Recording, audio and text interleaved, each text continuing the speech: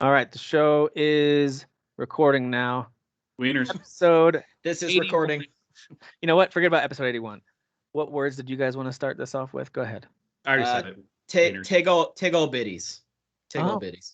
Diddles is here. Tiggle bitties sounds like something that Dr. Seuss, like that unreleased Dr. Seuss creature. That was it was pre-canceled book. That likes the anatomy of the lady. Of the busty ladies. It was pre-canceled. Oh my god.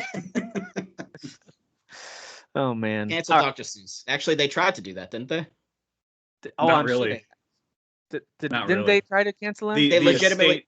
The estate of Dr. Seuss decided to remove some books from being sold due to problematic language in there. Okay. So the estate decided it. It wasn't like, they canceled themselves. Woke people on Twitter. Like, it was like just the estate was like, dude, I don't think this is good stuff. Or 9 times out of 10, when they want to like bring up some old piece of content or something that's just, it doesn't fly today, I roll my eyes. But there are times when people bring up something that I'm like, oh yeah, we shouldn't have that anymore. Like, I can't remember the exact language, but it had something to do with Asians and You and your enough of you. All right. I didn't say it. Dr. Seuss did. Okay, so what was I know. Patch or something. There was that old Disney cartoon that was. Oh, you're talking about that Splash Mountain's based off of Song of the South. Dude, I could go on a rant. Zippity doo dah. Totally not racist. The ride isn't racist though. The ride's not. The ride is actually based off of the animated characters, which is based off of the short. The short was attached to the movie. The movie is obviously separate from the cartoon short, but the ride itself doesn't even have that black actor in it. It's not actually right from the movie. It's based off of the short. So this white guy knows a lot about this movie. Way too much. You know way too much about way this too much. Actually, really strange. Dan, that ride, listen here now. The ride is racist because it was an unequal distribution of the water as you came down the waterfall at the end. Yes. Yeah. We can dig into that. It's also literally Metal Gears and just like Metal Gears. That's, you know what I mean. It's a ride. It's an inanimate object. It's not racist. You're all stupid. Yeah. Well, there's your social commentary for the week, everybody. Let's start. You've heard it here. Dan says Song of the South is not racist. I didn't say Song of the South isn't racist. God damn it. That's what I heard. I don't know. And to be fair, I've never watched it. Get him, Twitter. Get him. I'm gonna cut the part out when Dan said I didn't say that. It's just gonna end with Jeff saying his thing, and then. Or you'll cut in him saying yes somewhere later on in the podcast. Just dub over the word "did." I did say that. I'll figure it out. All right, welcome to episode 81 of the Current Gen podcast. There's 3 of us here, so 60% have made the trek to our computers. So it's Jeff. Yes. The trek. It was very difficult to do this. Thank you for having me. Yeah, I appreciate you guys setting aside time. I'm exhausted, Tim, from the trek to my computer. I believe it. Well, you're halfway there, and then now I'm halfway there again. Halfway there. I did a GIF for you this week, by the way, Jeff, on that. I don't know what a GIF is. Yeah, I don't either. It's a GIF. Isn't that talking about peanut butter? Peanut butter for me? Yeah. Are you talking about peanut butter? Listen, the guy that created the GIF is a piece of you know what, all right? So. The Living on a Prayer song, I used that little clip just for you. Halfway there? That's amazing. Someone said something about how I almost made it, and I was like, would you say halfway there? And I'm not going to talk about the ending. Is that the song? No, it's Shot to the Heart, and You're to Blame. That's the hype song that Barney used in How I Met Your Mother. Oh my gosh. That's all Rise. It's all Rise. It's like an early episode, like New Year's or whatever. Yeah. And like anytime there was an awkward silence, he would put that song on. And I couldn't believe they got the rights for it. Fake Moby shows up. Yeah, Fake Moby. Yeah, that's such an iconic episode. Yeah, it's so good. Well, as you can hear, Jeff and Dan are here with me, and Derek and Kyle are out this week. Miss you guys. Hope you're able to make it back next time to talk about some of these games. We have a lot to cover, though. We've got especially a couple major releases from this week that we want to make sure we talk about. But before we talk about things like Deathloop, it got me thinking about time travel. I actually also just watched Reminisce before it went off of HBO Max. I wanted to make sure I saw it, which isn't time travel related, but in a way it kind of involves experiencing something that already happened in the past. Is that fair to say? You're experiencing your past, yeah. So it's got an element of time travel to it, although not the same, of course. But we're not talking about movies. We're talking about time travel in video games. Now, I wanted to just bring up some of the notable ones that I could think of and get your guys' thoughts on them, and especially to get your thoughts on the way they include time travel. So usually, to me, the best uses of time travel in a video game is going to be a gameplay mechanic Sometimes the story can make it really interesting, and sometimes it's inevitable you have to connect them both. But when you've got it as a really intriguing gameplay mechanic, then you've got my attention. So wanted to highlight a few of those over the years, kind of work our way backwards, with Deathloop, of course, being the most recent significant release that has time travel involved. If for some reason it is a spoiler to mention time travel, we'll try to avoid it. There was actually one game that came out, was it last year? I think it was last year, that I didn't put on here because finding out that time travel related actually is a bit of a spoiler. It's early it's in the first third of the game, but still it's like it's a bit of a reveal, so I won't say it. What is it a big game? Did I play it? I don't think you played it. I think Dan did though. I can tell you guys after we record if you want. Okay. Also, Deathloop is less travel and more looping, but yeah, I digress. That's why I think this, and just like, by the way, I was a guest on my friend's show this past week, Pop Culture with Fanboy and Know It All, and we did a ranking of our favorite propaganda movies. It wasn't necessarily our favorite, but it was top 5 propaganda movies, and the idea was rank them however you want. Worst, best, your personal favorite, how convinced you were. But we used a really loose definition of propaganda. Like we strayed way far away from it being some governmental funded messaging. It was anything that had like any kind of hidden message. And so we kind of went way far. Same thing here. It doesn't have to be strictly time travel. It could be some element of using time in a game. And I know it doesn't always mean that you've traveled through time. So anyway. Time is a construct, Tim. Some of this is just fast forwarding, rewinding. That could be an interesting. We'll talk about some of that. But time is a construct, Tim. Time's not even real. So, did you just say that twice, or did I rewind again? Man, I keep rewinding. I don't know. What's the name of that? There's a game last year that was like an indie game, and I think I left it off. Something a simple story. Something. You know what I'm talking about? Where you play an old man and you're rewinding and fast forwarding time. I mean, that sounds familiar. Was that the same? No. Yeah, see if you can figure out what that was. I guess it's called Arise. A simple story. Oh, Arise. Oh, okay. Is that the Santa Claus looking dude game? Yeah, yeah. Okay. And you're kind of rewinding and fast forwarding in certain levels to change the environment so you can. Well, there's one that we didn't include, but there you go. There's a good example of one. Yeah. So Deathloop, obviously, and we'll talk about it in a little bit, our thoughts on the game, but it includes this idea of being in a loop. And I'm sure and I haven't finished the game, so I'm sure the story will. And I've uncovered a few pieces of it, but definitely not the bulk of it. And so I'm sure the game will explain exactly how that's working and what that means for time and all that. Who knows? But it did get me thinking, in addition to Deathloop, but also 12 Minutes, with those two games coming out recently. Yes. And there's certainly a time element involved with both. I think with 12 Minutes is probably more significant because it truly is resetting time. And then when you are able to get a certain item, I wouldn't say you have control, but you have an option now to use that. Yeah, it opens things up a little bit more. Yeah, yeah. So there's definitely a time travel type element there. So I wanted to go through some of these. If I forgot any, let me know. If you have any thoughts on these, let me know. If you liked or didn't like the way they used time, let me know. But 12 Minutes first, I really liked the way 12 Minutes used their time travel element. Yeah. I like the way they used Willem Dafoe. Oh, who doesn't? Godspeed, James McAvoy. Godspeed, Spider-Man. Yeah, so 12 Minutes was pretty fantastic. I think that's going to be in our best story of the year category. At least for me, it will be. Yeah. And it's not because the final story that's uncovered is so great. That was fine. It was something. It's the way that I know. Yeah. But it's the way that it unfolds. That's like, this was brilliant. It's more like it's not what it's about, it's how it's about it, basically. Yeah, agreed.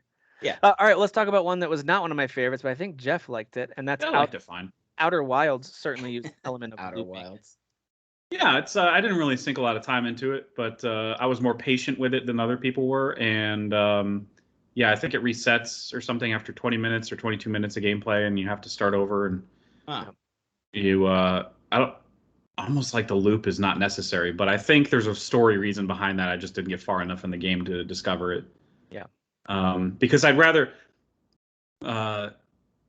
even though I'm like a quote unquote defender of the game, it's mostly out of joke because it's funny because people hate it. Outer Worlds, Outer Wilds, Yeah, that whole thing. exactly. But it's just there are more fun games to play out there. Like it's not necessarily fun. So it's interesting, but it's not fun. So I've heard the story is amazing. I've heard that too. Yeah. That might be one to just watch on YouTube since flying the spacecraft is just not fun. even though that's one of the main gameplay mechanics. It is, yeah. Katana Zero came out, I want to say about 2 years ago, maybe. Just recently played that. And this game is Great. super cool. It's that side-scrolling action game. I think it's one hit and you're dead. So you need to really plan out each screen that you kind of move into and try to eliminate really quickly, like Hotline Miami style, except now it's side-scrolling. And if you fail, you can rewind, and it's very VHS tape style. Yeah. To reset. It's so slick, dude, and the music is fantastic too. By the way, that's a very stylish game. It's a great, it is. Great style. Yeah. I like Katana Zero a lot. I never did finish it. It gets really tough. Yeah, I got to the end. It gets super wacky, especially like with the time, because it's like a mixture of time stuff, but then like also drugs. Not to it kind of being a little vague there. Like there is time stuff, but it's mixing in kind of like that too, and it's like psychological stuff. Yeah, like, psychological like drug stuff. Like it's pretty wacky. It gets really weird at the end. So it reminds me a lot of Hotline Miami because you're not sure who's talking to you, who's in charge. Like, and then you wake up somewhere and you're like, it's very confusing and very trippy. So. I never played this next one, although I've downloaded it a couple times off of Game Pass, and I never got around to actually playing it. Maybe Dan, you'll play it now that you've got an Xbox and Game Pass. But Quantum Break, dude, I love this game. Oh man, I love this game. Element? I mean, is the time element mainly gameplay, story, or both? For this one, it's real time, right? It's both. Yeah. It is real time. You're not really time traveling. You're manipulating time. Yeah. As part of the gameplay, implementing that into your combat and stuff like. Kind of like Neo would do, like freeze the bullets. Spoilers on Matrix if you haven't seen the end of it. What? But creating like a force field of like time, almost like the mirror dimension in Doctor Strange, where you can just trap the bullets in. And there's ways to like move super fast, freeze time, move super fast, and like if I'm not mistaken, I haven't played it in a long time, but I love the game. The only thing that didn't work is like they were trying something experimental. Didn't work 100%. It's not that it's bad. But they were doing something experimental with inserting a TV show, a little bit, a live action TV show in between missions. Yeah, and the actual people doing in the voice acting, right? In the game. And there's some cool parts where like, oh, the guy in the TV show showed up in my game. That's cool. But like the TV show itself was just kind of like not as interesting as the game. So it was just, it didn't really cohere as much as it wanted to. As much, it was almost, it was like it was almost there. Yeah. But I still love the game for the gameplay itself. It's a Remedy game, so I mean, it felt great to play. They know how to make some really interesting combat. That's for sure. Yeah. I definitely recommend. I didn't realize this till recently that the star of that, as well as the guy who played Bobby Iceman from some of the X-Men movies, or Ice Boy, whatever his name was. Iceman. Yeah. Okay. Bobby something. House Boy. He's got a twin, an identical twin. Yeah, they look literally exactly the same. Yeah. So like when I see one of them show up in a movie or a show, I'm like, I have no idea which one this is. Like I've always assumed it's I'm like this guy's in a lot of movies, and like no, sometimes it's his twin. Stop it! Seriously? I'm dead serious. It's Sean Ashmore and I don't remember his twin's name at all, but dude, I had literally no idea. That's weird. Yeah. Yep. Bobby maybe, I don't know. It's something. Bobby. Sean and something. Bobby Boucher. All right, Dishonored 2, and I'm glad you added this one as well as Titanfall 2. So slight spoilers if you haven't played these, slightly, just for certain missions. Yeah. There's the some story, cool at least for Titanfall 2, I'll say the story doesn't really, I mean, it's a good campaign, but the story is not really amazing or memorable. So it's not really a spoiler where it's like, oh man, I wish I found that out myself. It's a really fun campaign to play through, but you're right. It's not necessarily like I couldn't tell you the story beats now that I'm thinking about it. And I played through that campaign like 3 times. It's so much fun. Yeah. But you're right. There's a specific level where you're doing essentially there's these little tears in time almost where you can now see this area that you're in as it was a long time ago and then back to now. And then when it was still occupied with like security and stuff. Very creatively done. And then Dishonored 2 did something really similar. That's what I read. Eerily similar. I remember that level. That was a good level too. They did it in a little different way, but the concept was the same. You're in the same area and you can look at it in different times to reveal new secrets or whatever. So yeah. And I love the way that Titanfall would do it to the point where like you'd have to platform near the end of the level. And in midair, you'd have to switch time so you can land on the platform in the past. I thought that was so brilliant. Pretty creative, especially for a game that's multiplayer only for the first one. Exactly. I was like, man, if this campaign was like double, like twice as long and had more of this mechanic, it probably would have been like probably one of the games. It probably still was a game of the year for a lot of people that just played the multiplayer, but it stood a chance as being one of the best campaigns ever. It was just the fact that it was like 6 hours. Like that's why I played it like 3 times, because it's like 6-8 hours. Dishonored 2 is amazing, and I don't think enough people played it. I highly recommend it. And the DLC, which I have not finished, although now that it's all on Game Pass, great. It's all on Game Pass. I do plan on going back. Probably not replaying all of Dishonored 2. It's a pretty lengthy game, but I do plan on restarting and playing through the Death of the Outsider, I think, was the main DLC. So I never did finish that. I haven't played. I got a few hours into the first Dishonored when it first came to Game Pass. That was my first exposure to that game. Oh, okay. And I was like, man, this game is really cool. Like all the abilities that you unlock right away, and how much kind of opens up for you when you get to that first like kind of hub area of the good guys or whatever, and you can talk to all these people. It's got a pretty this game is more involved than I thought it would be. Pretty excellent finale too. Like I liked the story. I liked the way the story. I do remember the narrative too, but the finale is just kind of very exciting. Like they move you from moment to moment. It's pretty cool. Cool. Dude, I can't handle this right now. Like I googled Ashmore, Sean Ashmore. He's got this is so weird. How much they literally look the exact same. Like now, I want to know what movies his brother's been in, or like vice versa, because like it's like maybe I saw it. I don't know. It's weird, dude. It's so all right, weird. folks. We are gonna say goodbye to Dan as he goes down the IMDb rabbit hole. All right, bye. The rest of the episode, he's gonna be like, "Did you guys know?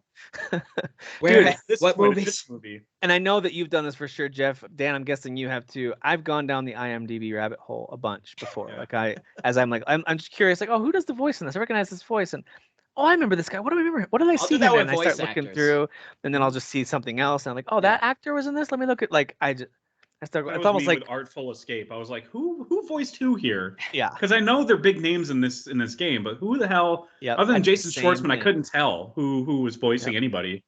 I had it up on my phone. There was actually Artful Escape. I was trying to remember what it was. The example I had in my head. There's the mayor. Did you find the phone booth, Jeff, where you talked to the mayor? Just at the beginning. Didn't that sound like Pete from like Mickey Mouse's like arch enemy Pete? Oh, I guess it kind of did. He sounded super like Pete, and I was like, "Is that Pete?" My wife was like sitting next to me. She's like, "That really sounds like Pete." I looked up the voice actor. It's not. But like, it like really sounded like that character. So I was like, I don't recall that part for some reason. It was optional. Isn't the very beginning? I kind of jumped through a lot of the dialogue, like not skipped it, but once all the dialogue populated and I read it, I skipped ahead. And we'll get to this game later, but when you get to each level of the town, you have to fully explore both directions to find it. And so if you kind of were just moving up to the next level. I did do that, but I guess I just didn't find the interact button for it somehow. I don't know. I guess I missed it. I do remember specifically because there was a phone and then there was a lesbian couple in the back snuggling in the wall there. And so some people might have been distracted by that. That's probably what it was. They were literally scissoring on camera. Sorry. And then the game became rated M for mature. Go for that Artful Escape, everybody. Artful Escape took a real sharp turn at that moment. Yeah, literally with scissors. All right. Well, back to timeline. Back to time travel stuff. Unfortunately. So Life is Strange season 1 had a fantastic time type with its gameplay. Like that truly hooked me on that game. I liked the story too, but if you had just told me that story without that gameplay element, I would have been like, that was decent, but let's be honest, it's kind of a teenage soap opera a little bit. Yeah. But they added in some of the supernatural stuff with the ability to move time, and then the impact of all the time moving that she was doing, like all those pieces were so with well Chloe done. being like I don't know, pretty much paralyzed or whatever in one outcome. It very much reminded me of the movie. I know a lot of the people like it, but I liked it. And it probably still like it because I haven't seen it recently. But Butterfly Effect, that's what that reminded me of. That movie with Ashton Kutcher where he's able to where he's able to like read his diary and go back to moments in time. Yes. And each thing you do has a ripple effect. That and every time he made like a minor change, it would just freaking ruin his world. Well, and in episode 1 or 2, I think there's one of Life is Strange, there's an element of suicide to it that you have an impact on. That was pretty heavy and you felt very desperate right away to figure out the pieces and what can I do as I keep resetting things. Anyway, whatever. Life is Strange, I thought used time in a pretty cool way. I included Sly Cooper just because we don't talk about this franchise enough. I love the Sly Cooper games. Yes, they're very kiddie and they're very you know, they're not like the best of the best for platforming or stealth for that matter, but they're pretty fun with both. And then Thieves in Time, which I didn't get a chance to play a ton of, but I do remember that it involves going back in time. I just don't remember all the details there, but I think it has to do with going back in time, and maybe you go back and do some heists back in history or something. I forget the details, but I'm sure someone listening will know. But yeah, Sly Cooper's a cool game, and they do some time travel there. The Assassin's Creed franchise, I put sort of, because as I thought about it, I was like, through memories. I was like, are you really time traveling? But then the more I thought about it, I was like, hey, they're actually using the memories, like you said, they're using those memories to go and now find things in the present. So in a way, it can even like sort of somewhat control the person in the past, but not really. Right. And that's the thing that's unique about the series is it's not that you're going into those memories and then like the body is just being controlled by that actual person in the past. It's you're moving wherever you want. So technically you're experiencing the world how you want, not necessarily how the events actually occurred. So, which is how they've explained things like choosing the gender of your character or who you want to romance in the later ones and all that kind of stuff. So really, I think interesting usage of time there for the Assassin's Creed franchise. Bioshock Infinite. This is more about multi-universes than it is about time. About lighthouses, Tim. I won't go into detail here because it is a really cool ending of that game. If you haven't played it, I'll just leave it at this. They do some cool elements with, yes, sort of with time, but also with parallel universes, sort of. The multiverse. If you haven't played this game, go play this game. Bioshock Infinite is fantastic, and anyone who said I haven't played. I mean, I think I disclosed this in your thread where you asked that was one of them. People what games you haven't gotten to because of time, and it's the entire Bioshock trilogy for me. Oh wow, the whole thing. Yeah, I played a few hours of the first two. I finished the first one actually in the last year because I got it on the Switch once they put out the collection or whatever.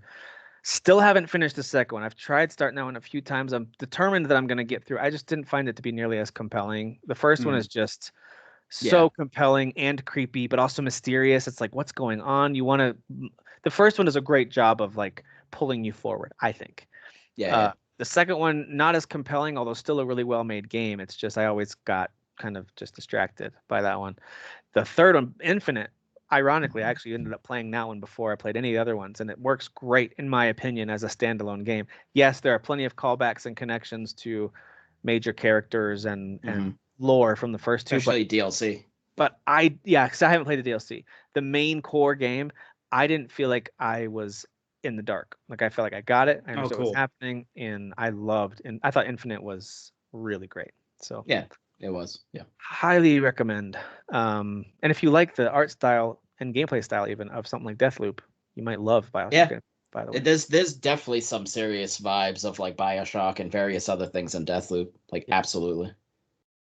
Spider-Man: Edge of Time. I wanted to throw this in there because I want to remind folks that there were good Spider-Man games before Insomniac came along. Were they as good? No, but they were still pretty good. And I thought Edge of Time was a pretty solid game where you actually do see other versions of Spider-Man. You guys remember that game?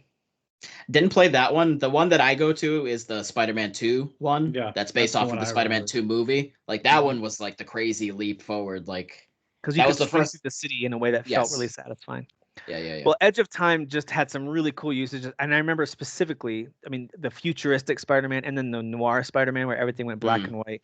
They just did some really cool stuff in that game. That one was more linear, right? It's very linear. Okay, a little bit open area, but mostly linear. Yeah. Okay.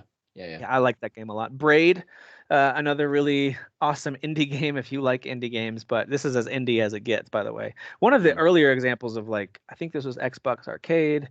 Yeah. And Microsoft really elevated indie developers with games like Braid. But that uses a really interesting rewind mechanic, and the time mechanic comes into play with the story as well. Also, the main character's name is Tim, so. Sounds a little biased, Tim. You sound a little bit. I thought Braid was really cool. It was your number one game that year. Just don't worry about it. Yeah. Of course it was. They are doing some kind of reimagining or remake or something of Braid. They announced it a while back. I think it's supposed. I think they had hoped for this year, but like everything else, it's probably 2022. Kingdom Hearts franchise. I put this in there hoping that Dan, you'd pick up the ball and run with it. This includes time travel type elements. I mean, right? Tim, it includes things. Things are happening. It's just whack. Honestly, just say Nomura. All you need to say is Nomura. Nomura, time. It's all just the same thing. It's the same words, different words. It's just shenanigans and a lot of zippers also. And zippers. Too many. Yeah. I don't know. And buckles. There's a good amount of buckles going on. Yeah, no, yeah. Mostly zippers, but some buckles, yeah. True. Yeah, I mean, I would say there's I suppose there is a bit of a time element there, but it's not like, I guess it's not like really the main thing. That there is like an actual steady timeline kind of moving forward, but there is a point where Sora is sort of like in a asleep, so to speak, like in a cryogenic state.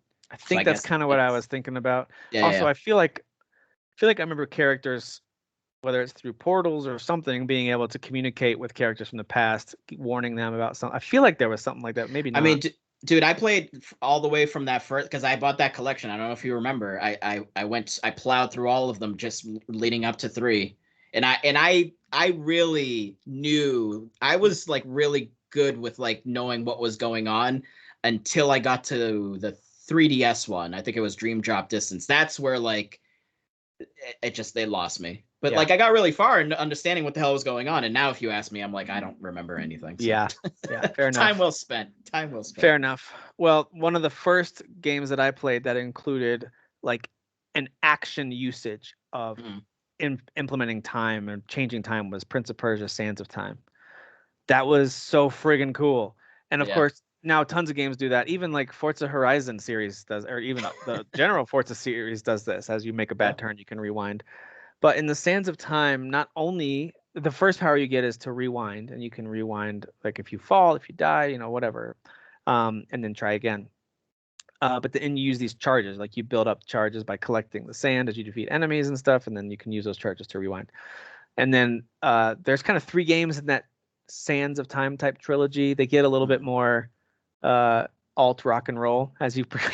Well, he gets super emo in the second one, right? It's like very like emo, but like very like lots of Puddle of Mud style rock and roll in the background. You know, that probably was all the way. Have you heard Puddle of Mud's cover of that Nirvana song? Oh, people were super pissed about that, weren't they? Like, I just thought it was hilarious. I wasn't pissed about it, but but some people were. Yeah, he was not in the right range for that, and he was just screaming it, and even his guitarist right next to him was like trying to stop laughing. Yeah, dude, it was so bad. Well, who sings that song again? Stand Alone. Well, Godsmack, right? That's Godsmack. That's what I think of when I think of. Okay, Godsmack. Yes, that's very much where the Prince of Persia series went. Yeah. But Sands of Time, I still think, and I am excited for whenever they do re-reveal and finally release the remake or whatever they're doing. Which didn't show super well when they first revealed it. Hopefully they go back. Delay. Yeah, hopefully they go back and fix some things. All that being said, really cool usage of time, I thought, in that series. Which, by the way, spawned the Assassin's Creed franchise, as we all know, as they were working on another Prince of Persia game, and it kind of became its own thing. Back to the Future games, obvious, but there's a whole bunch of these, including more of the adventure style, which I think they remade or remastered like 10 years ago.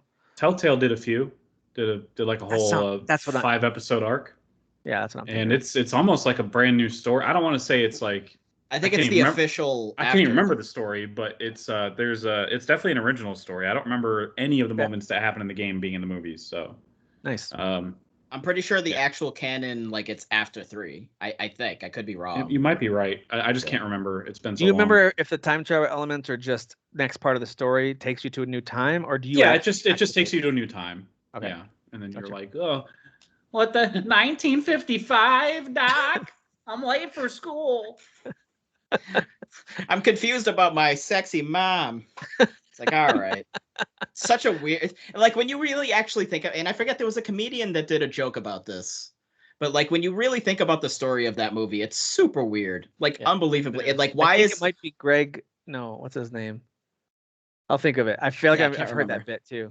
This high schooler that's friends with like this 70-year-old doctor, doctor, you know, like. Was it Gary Goldman? Might have been Gary Goldman. I love that guy. Maybe. I don't know. I don't remember. Yeah. His special on his depression was just 10 out of 10. He's amazing. Also, he does a whole lengthy bit on getting the the abbreviations for states. Oh yes, yeah. It's so great. It's really great. Dude, He says they get to the first one, Alabama AL. Guys, we're gonna finish this in like 5 minutes. Let's go get something to eat. And then they get to the next one. Anyway, I won't spoil it. Really funny bit. Yeah. All right. It's Let's good. see. Back to the Future. Time Splitters. I never played Time Splitters, but I know that there's I a lot of played the talk second about one. it coming back. I This think uses. I think it was mechanics wise. Okay. Yeah, I think it was mechanics wise. Well, I don't have a lot to say about that one unless you guys Yeah, do. I don't know. It might also Nope. even be in the story too, but like I think it was definitely It's like title. So. yeah, exactly. But I think something about splitting time. I don't know. This next one I loved, and I actually, just like with Bioshock Infinite, I really only played this third one. I tried the other ones. But Tim, this come third on. one, loved the third one. No, Tim. I know a lot of people don't, but I loved Onimusha 3. Demon No, I Chief. did too. But the third one, that's the only one you've played. Yeah, the other ones didn't look. This one just looked so pretty too. Bummed me out. Bums me out. But this one, of course, has a time travel element because two people swap places. Your main two characters, including the incomparable Jean Reno. Love that guy. Jean Reno. Love that guy. I will say though, like, so this was a PS2 game. Mm. I want anyone that's listening, all 3.5 of you, to Mhm. go to YouTube, and I want you to search for Onimusha 3 intro CG intro cinematic. It is still to this day one of the like most insane things I've ever seen in video games. Agreed. And like it still actually looks good. Like Yeah. obviously it's not as good as like the games now by any means, but like when you think about it being on PS2 and it is CG, but it's PS2, like it looks surprisingly still really good. And it's crazy. I remember the gameplay itself, at least at the time, looking better than anything else I'd played, really. Yeah. I loved that game. But of course, Yeah. it uses time travel element because you're each stuck in each other's time. They swap places from modern back to like feudal Japan or whatever. They do. Mario and Luigi partners in time. I just really wanted to highlight this because sometimes these games are criminally overlooked. People don't give, especially the dialogue, the credit it deserves. Yeah. Like truly laugh out loud conversations. And it's interesting because they're a very traditionally Japanese developer. Yeah. And yet their localization is amazing. Like the stuff they put into English is just like, dude, this is hilarious. This is really, really good. It's a good series. I do like that. I don't remember specifically the time. I think the time travel element is more about the story. Like it takes you to a new. I don't think you do anything. I think it's still pretty standard Mario and Luigi kind of Mario RPG light gameplay.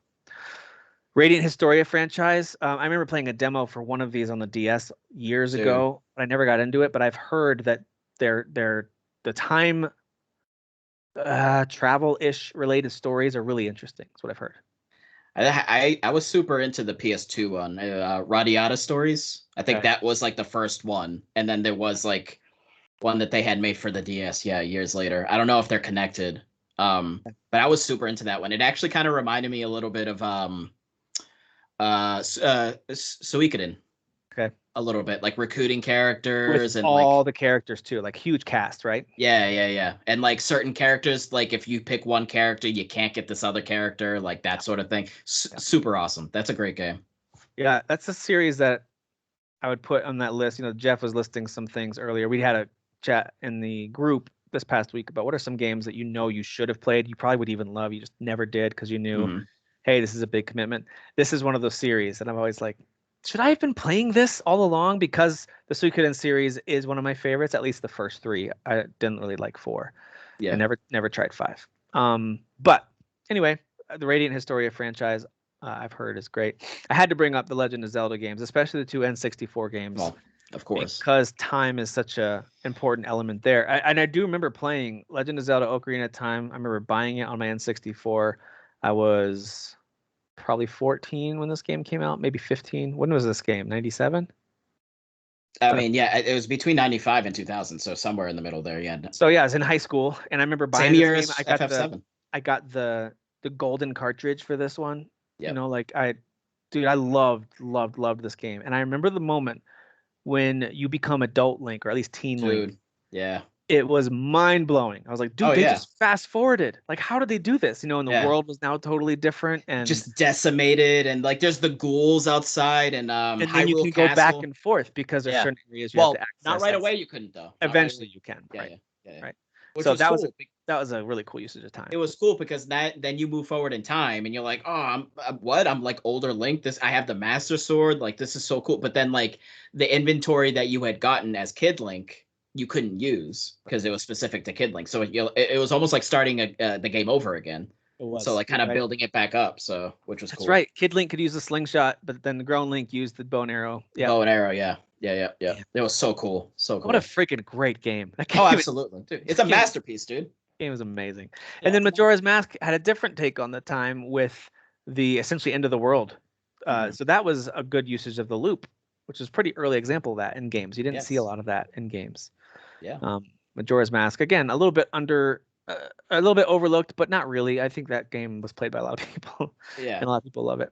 I didn't like it as much as Ocarina at time. I thought it was kind of like the slightly lesser version of it, but it's still fun. I liked it. It seemed limited, but it was like very unique. The mask mechanics were pretty unique, especially when you get the Zora one.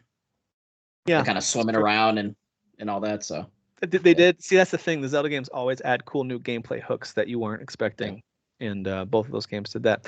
I have to mention one of my favorite games of all time. It's right up there with Suikoden 2. I don't know which one on pick. Depends on the day, and that's Chrono Trigger. Which, by the way, anyone who says, well, you just like it because of nostalgia. Look, I'll admit that for a lot of games.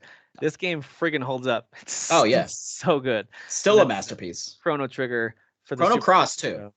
Chrono Cross also includes some elements of time. It does, That's true. Yes. Not as obvious as Chrono... Well, I shouldn't say obvious. Not as prevalent. Because Chrono Trigger, it is.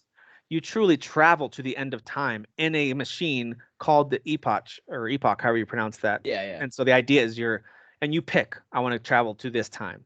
Yeah. And so I really liked that a lot, the way they did that. I think it more kind of guided you in Chrono Cross as opposed to you kind of choosing and hopping around. Yeah. Because there's even there actually is a little bit of like an Easter egg to Chrono Trigger. I won't say what, but like towards the end of that game, there's like some characters that you see and you're like, oh, okay, that's a cool you mean in Chrono Cross there are? In Chrono Cross, yes. Yeah. So I remember one specifically, one of the coolest characters. Anyway, and then of course, Teenage Mutant Ninja Turtles, Turtles in Time. Oh my god, I played this one. Are you telling me you haven't played any of those other ones? No, that's why I didn't. You haven't played Ocarina of Time? What are you doing? Yeah. What are you doing? I never played a Zelda game. Well, I certainly haven't beaten one, period. So if we ever expand the content of Current Gen Podcast, one of them is going to be we make Jeff play ... and we're going to make you play some of these, and we're going to all watch together. I'm actually going to fly down to Texas, and I'm going to hold a gun to your head. There's a lot of those. There's a lot of those down there, so you shouldn't have trouble. Yeah, you wouldn't have an issue. You're like, howdy, neighbor. Just tell them the circumstances of your threat, and they'll be like, all right, I don't see an issue here. They'll actually hand me a couple extra guns, Yeah, exactly. Get to stuff that we're playing and using all that. I did want to say with Turtles in Time, this one, it was a really fun arcade game. I love all the Ninja Turtle games, and this was a particularly good one. My brother and I would. I have memories of playing this Super Nintendo, and like my brother and I just doing just beating it in one sitting over and over and over again. It's just so much fun, dude. I can't wait for I think they're doing like a remake, is that right? Or something like that? No, it's a new game. A new game? Okay. Yeah, it's a new game. Well, they did a remaster of Turtles in Time. They did do a remaster, that's right. My brother and I did try playing that one. It was a little weird, but it's not the it was same. still fun. Yeah, it's not the same. It's like a spiritual successor to that. Like it's definitely like pays homage. Like there's definitely like animations and kind of sound bits like like from there. Yeah, it's retro. It's a retro version of the game. Yeah. And guess when it's coming out? Probably in spring 2022. Q1 of 2022. Oh, of course. There's nothing coming out then, so we're good. Wide open. But so when I was a kid, this game came out in 1991, and I remember growing up for about 3 or 4 years. We lived in Eastern Europe. My parents were missionaries over there, so we all lived in Budapest, Hungary. And so I was in my upper elementary years. Man, I can't imagine living in Budapest while you're starving. Let that sit for a second. I'll be here all right, good. Sorry, I told you, Norm Macdonald, man, left a mark on me. I love that. Oh, by the way. Yeah, that's terrible. Norm Macdonald, it was a very, very tragic loss. I love that he went out on his own terms, though, and didn't let everyone know about or ask him about his cancer for apparently years. He's been. I didn't even know he had cancer. Yeah, like 9-10 years. Yep. Yeah. So anyway, props to him. He's a legend. All right. So when we were living over there, keep in mind, if you know your history at all, especially Eastern Europe, I mean, Hungary was on the wrong side of the Iron Curtain, and so the Berlin Wall hadn't come down. So Hungary was in bad shape. That's all I'm saying. And so late 80s, moving into 90 is when it finally even had the capability of playing catch up. So it was a pretty. I bring up all that because when we lived over there, we lived in a bit of a rundown house. It was fine. We were happy as kids. We didn't know the difference. Looking back on it, it was like, dude, we were kind of right in the thick of it there. And so we didn't have a video game system. I think we had an old Atari 2600, and then my older brother had gotten a Game Boy before we had left the States, or maybe he got it. Maybe someone shipped one to him. So we would share his Game Boy. We would burn through but AA batteries real fast, But we also had a subscription to Nintendo Power. We didn't know we were getting it like a month or two later than everyone else, but we friggin' loved the Nintendo Power magazine. Don't know if you guys ever got that, but that was one of our favorite magazines. That kept us connected to gaming. Yeah. And I remember starting to see the previews for Ninja Turtles, Turtles in Time. And when we knew we were heading back to the States, and we were starting to map out like, what are we going to buy? And we knew the Super Nintendo was coming out. Sure. And or had been out, but for us it was like we're finally going to be able to get one. So I'll shorten this down just to say this game I was pumped about from reading Nintendo Power for a long time, and we finally got home. I finally got to, but it was like $80 as games were back then. Yep. And so I had to put it on my Christmas list. It was like one of the only presents I got that year because $80 is a lot. Worth it. But dude, that game was so good. I had to choose between that game and a game called Magic Sword, and I'm glad I picked this one. Yeah. So great. That sounds so generic. Magic Sword. All right. It was like a ripoff of Golden Axe, basically. Sure. Anyway, just that took me back, that game, and I really loved it. And the Users of Time is pretty much just like different levels and different enemies that you fight. It's not like you activate some turtle time power. You just you finish the level and then they go whoa and they warp. Yeah. I mean, you do travel to prehistoric times, but right, you time travel, but you don't hit like a button to travel. Right. It's just going from level to level. Anyway, all right, time travel can be a cool mechanic in a game. It also can be a pretty lame one. What do you guys think as we talk about stuff we're playing and watching? What do you think about the way that it's used in Deathloop, the newest game that's PlayStation 5 console exclusive, at least for now? What do you think about the way they use the time travel mechanic in this game? Tim, I'm just going to go ahead and brag about how intelligent I am because Jeff and everybody in our little thread seems to think this game is for super smart peoples. And, I'm just flying through this game. I know what's going on. I'm super smart. So I don't know. I don't get what you guys mean by this game is for Stephen Hawking. No, I'm just kidding. It's not that smart. It's just there were some. It doesn't really. I'm sure there's some elements of it where it gives you hints and stuff, but it just drops you in the world and doesn't really hold your hand as much. Not to the degree that like something more roguelike wouldn't hold your hand. So that's what There are some hints. So that's what I like help about you, and this. it also doesn't. Like it's like a roguelite, but it's not. It's a roguelite in the sense that like you are going through like these loops multiple times, but it's not so much like about the abilities necessarily. It's more about the information that you're getting. Yeah. You have to scour the environment, much like a Fallout game or an Elder Scrolls. Scour the environment for items, but like information more importantly, because that's how you start to piece together, like basically ending the loop, because that's what you're trying to do. That's the ultimate goal. You're Colt and you're stuck in this loop and you're like, I don't want to be in this loop anymore. So that's kind of the main thrust of the story. It's nowhere near as punishing as roguelites that I've played. No, it's not. And it's not like it takes you back to level 1 with no way to advance. Like a lot of roguelites are pretty tough on you when you die. Yeah. And this one not only gives you a couple of like within the same level lives, as it were, like you get a couple of those right away from that. But also when you go through all of those, it's still not that punishing, in my opinion, compared to others. But and you can amass like extra guns and abilities by using that currency, the residuum or however you pronounce it. I forget. You use that to basically be like, I want to keep this for future loops. And that's how you just kind of keep building on that. You're like, oh, I really like this particular attachment for, X weapon. So like you hold on to that. Or the slabs, which are the abilities like kind of teleport over here, or like throw an enemy with like telekinesis type of abilities. Yeah, it's just this game's like a combination of like a bunch of different things. Like I said, like I get kind of like Bioshock vibes, a little bit of like the kind of Elder Scrolls Fallout of like kind of searching the environments. The dialogue is like really snappy and really funny, dude. Yeah. Juliana and Colt, just the way that they go back and forth is hilarious. Yeah, and just so you know, when you first start this game, you pick up on that right away. It's like, oh, they really delivered on not only the writing but the performances. And if you've played a lot of games like we have, I would say it's more often missed than hit when it comes to voice acting performances. You know how stingy I am about that. I get really like not only do I like really need it there like pretty much the whole time, but like it needs to be good for it to be believable and enjoyable. Agreed. Yeah, they nailed it. Even for the NPCs, I believe them when they're like, "That better not be Colt in there," or like, when they're talking crap. It's just believable. It feels like these people are real people and not just reading a script. There was one that was like, somebody's got to go check that out. Is anyone going to check that? Oh, I'm going to go check that out. All right. Yeah. I was like, yeah, you're going to come over here. And then I just freaking cut him with the machete. Yeah. Like, yeah. It was really funny. It is a game that it's so obvious.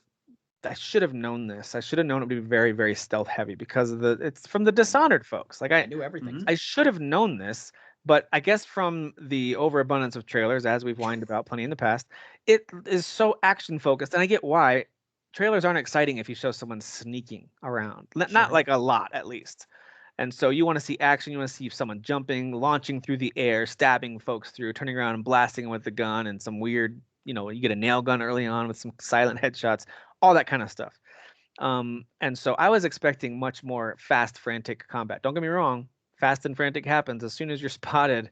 If you don't take out, especially the radio signaler, as soon as you can, it's going to be fast and frantic for a minute there.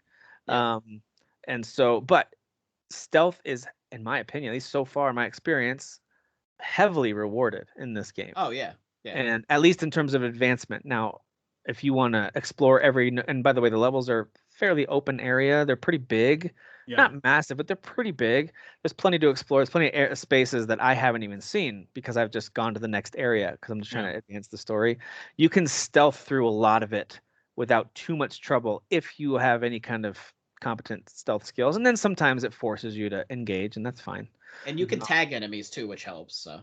Yeah, what I really like about it is, and I've always liked this. This is what I like about the Assassin's Creed game. This is why I don't like Valhalla as much as some of the other Assassin's Creeds. Yeah. Is I love being able to use in those Assassin's Creed games. Use your bird, you fly above, you tag everybody, you plan out your attack, and you go. Yeah. Of course, in Valhalla, you can't tag anybody. You can see them, but it doesn't anyway. But this game, Uncharted for doing that too. And Uncharted is a game that didn't even need to do that. Yeah, that's right. Didn't need to do that at all. It's clearly an action game. Just go in and shoot him. Who cares? But it adds a level of strategy to it, right? Yeah. So this game has that too. I like that a lot too. In general, I think the combat feels pretty good. The guns feel pretty good. I haven't tried every gun, of course. I'm not even close to getting every gun in the game. But the ones I've tried, I think, feel pretty good. It doesn't seem like there's too many, to be honest. I could be wrong. Okay. But it doesn't seem like there's too many. Not Borderlands or anything crazy. No. But yeah, I love it. It's so unique in the way that it does open the story or like progresses the story again, like going through the loops. If you're the kind of person who doesn't have patience, like doesn't like kind of doing the same thing over and over, like in any way, shape, or form, then this game's probably not going to speak to you. But whereas it's intrinsically tied to the story, because again, you need that information to unlock, sort of where there's. So do we want to say, like, as far as the visionaries, do we want to like give a little bit of a description of that? Or? I'd say stay as broad as you need to without. Yeah. So visionaries, people that, are important to the story. When you're finding the information, it's giving you like the documents and stuff, like where they're going to be at certain times. And then there's like basically like there was one part where there was like a machine I had to interact with, which then caused one of those individuals to then be somewhere else. So if I didn't interact with that machine, they would have just stayed there. Because you're trying to accomplish your goal before the loop is over. The loop is just 1 day long. Mm-hmm. And it's divided into 4 sections. So morning, afternoon, evening, night, basically. Yeah. So you have to basically accomplish all of the goals that you need to do. Have you revisited areas yet, Dan, at different times of day? Yeah. Which is really cool because they change in a lot of, not necessarily like the layout, of course, in some ways, but it's mostly the enemies that are going to be present. Adding stuff. And yeah, it's cool. They really do make each area feel different when you visit it at a different time of day. Like it looks like basically it's just like chaos has ensued when it's nighttime. Like just like this more spray paint everywhere, and there's this kind of like stuff all kind of like destroyed a little bit, and Yep.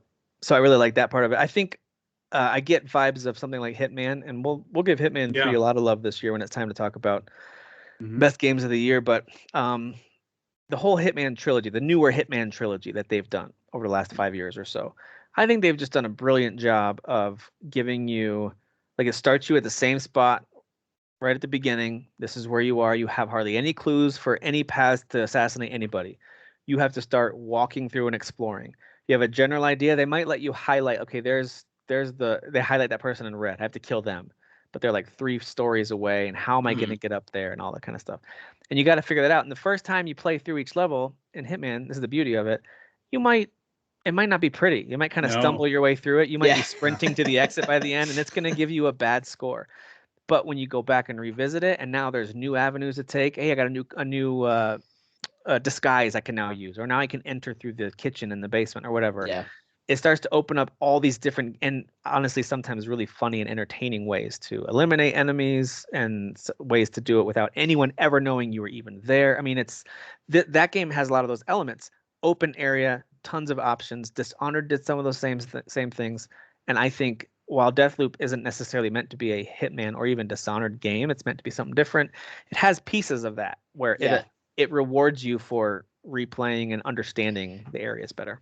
As far as how you're supposed to progress through the game, that's actually a pretty perfect comparison, I would say. For sure. Yeah, definitely. So that's not going to be for everybody, but I do think this game, for what it's trying to be, is absolutely, it's just crushing it. Yeah. For what it's trying to be, and that's the thing where it's hard to get angry with the game because it's not what you would want it to be. Like, it's not meant to be a non-stop thrill ride first-person shooter. Eventually, as you unlock enough abilities and weapons, you might be able to play it more like that, I suppose. I don't know, but that's not really what it's supposed. It's not Doom. That's not what it's supposed to be. So I wouldn't get mad at it for not playing like Doom necessarily. So I know folks are like, this game is dumb. It wants me to like be sneaky and move slowly, and like, yeah, that's what the game wants you to do. So, especially starting out. Yeah. When you're OP, then you can skate through it and just kill everybody. Right. And that's the thing, like, run to the end. If you're good at like taking cover and kind of like being like, all right, I got plenty of room behind me where I can kind of scoot back and like keep falling back and like shooting dudes, like that works too, because that happens to me. Yeah. And boy, they will swarm you, so you better have room behind you. If you don't have room behind you, you're in trouble. Yeah. But they aren't, at least at the beginning, they aren't quite as relentless. You can kind of hide down certain hallways, and then they'll eventually give up on you. So anyway, I'm overall really enjoying this game. I think it's really creative. Same. It's deserving, in my opinion, of all the praise that it's getting. I think it's great. I just want to point out, the entire time I kept saying it was going to be great. You did. I don't remember any of that. I'm just not going to. Well, that's because you don't listen to anything I say. I tell you the ending of How I Met Your Mother is terrible. You don't listen. No, I hear you when you say that. You're just wrong. I hear you. Okay, but I tell you, Metal is great. You can't take too much credit for that, because you say that about every Sony game that's about to come out. You're like, this game's gonna be amazing. My room is blue. You've designated me the pony. Sackboy, guys. Sackboy. It's all about Sackboy. Nobody cares about Mario anymore. It's about We do know that if it was bad, you would actually say this is bad, but it is clearly not. It is an excellent game. I think if you don't own a PlayStation 5 or a PC that's capable of running it, this will eventually come to Xbox, likely Game Pass. Probably give it a year. I would say next holiday you'll be able to play it. So if you're okay with being patient, hopefully people won't spoil it for you, because there are some cool reveals that happen, and I'm glad I haven't been spoiled on those yet. So I'm hoping I can get through it before I've had no spoilers on this, which is great. Yeah. I'm playing a little more of Tales of Arise, and I'm enjoying it. It is it's not a game I expected to spend time on, and here I am over 10 hours into it. It does help that I've had most of this week off. I've been Me able too. to take. Oh, off you this jerks! Or I You had the whole week off. jerks. So the I've whole had a week lot off. of time to I play am this. sweating because I'm so behind on my freaking backlog of everything, games, movies, and shows, and y'all are like, "Ugh, the week Well, off." That's what you get for making fun of Tales of Arise. That's it. Jeff. I even what you played get. this game. I played the demo. Yeah, well, what'd you say about it, Jeff? Huh? What did you say? It's a JRPG. It Yeah, sure what else? is. What else did you say? Something about sword, something sword, type of sword. No, I didn't say anything about that. Not about this game. There was nothing there. You know, this game really, it shouldn't have grabbed my attention. It shouldn't have. Like it is a JRPG, and it's like, but it does each element of its JRPG-ness really well. We talked about it some last week, but I just wanted to reiterate how much fun I'm having with it. I do like as you add in other characters and the way that combos start unfolding in combat. It is really cool. Yes. The boss fights are legit difficult. Like even They the are. early on ones, like they don't mess around. Yeah. So you cannot just run in, and at least I'm playing it on the Xbox. And so Mash, you can't yeah. just run in and hit RB to swing your weapon, and No. every once in a while hit your face buttons.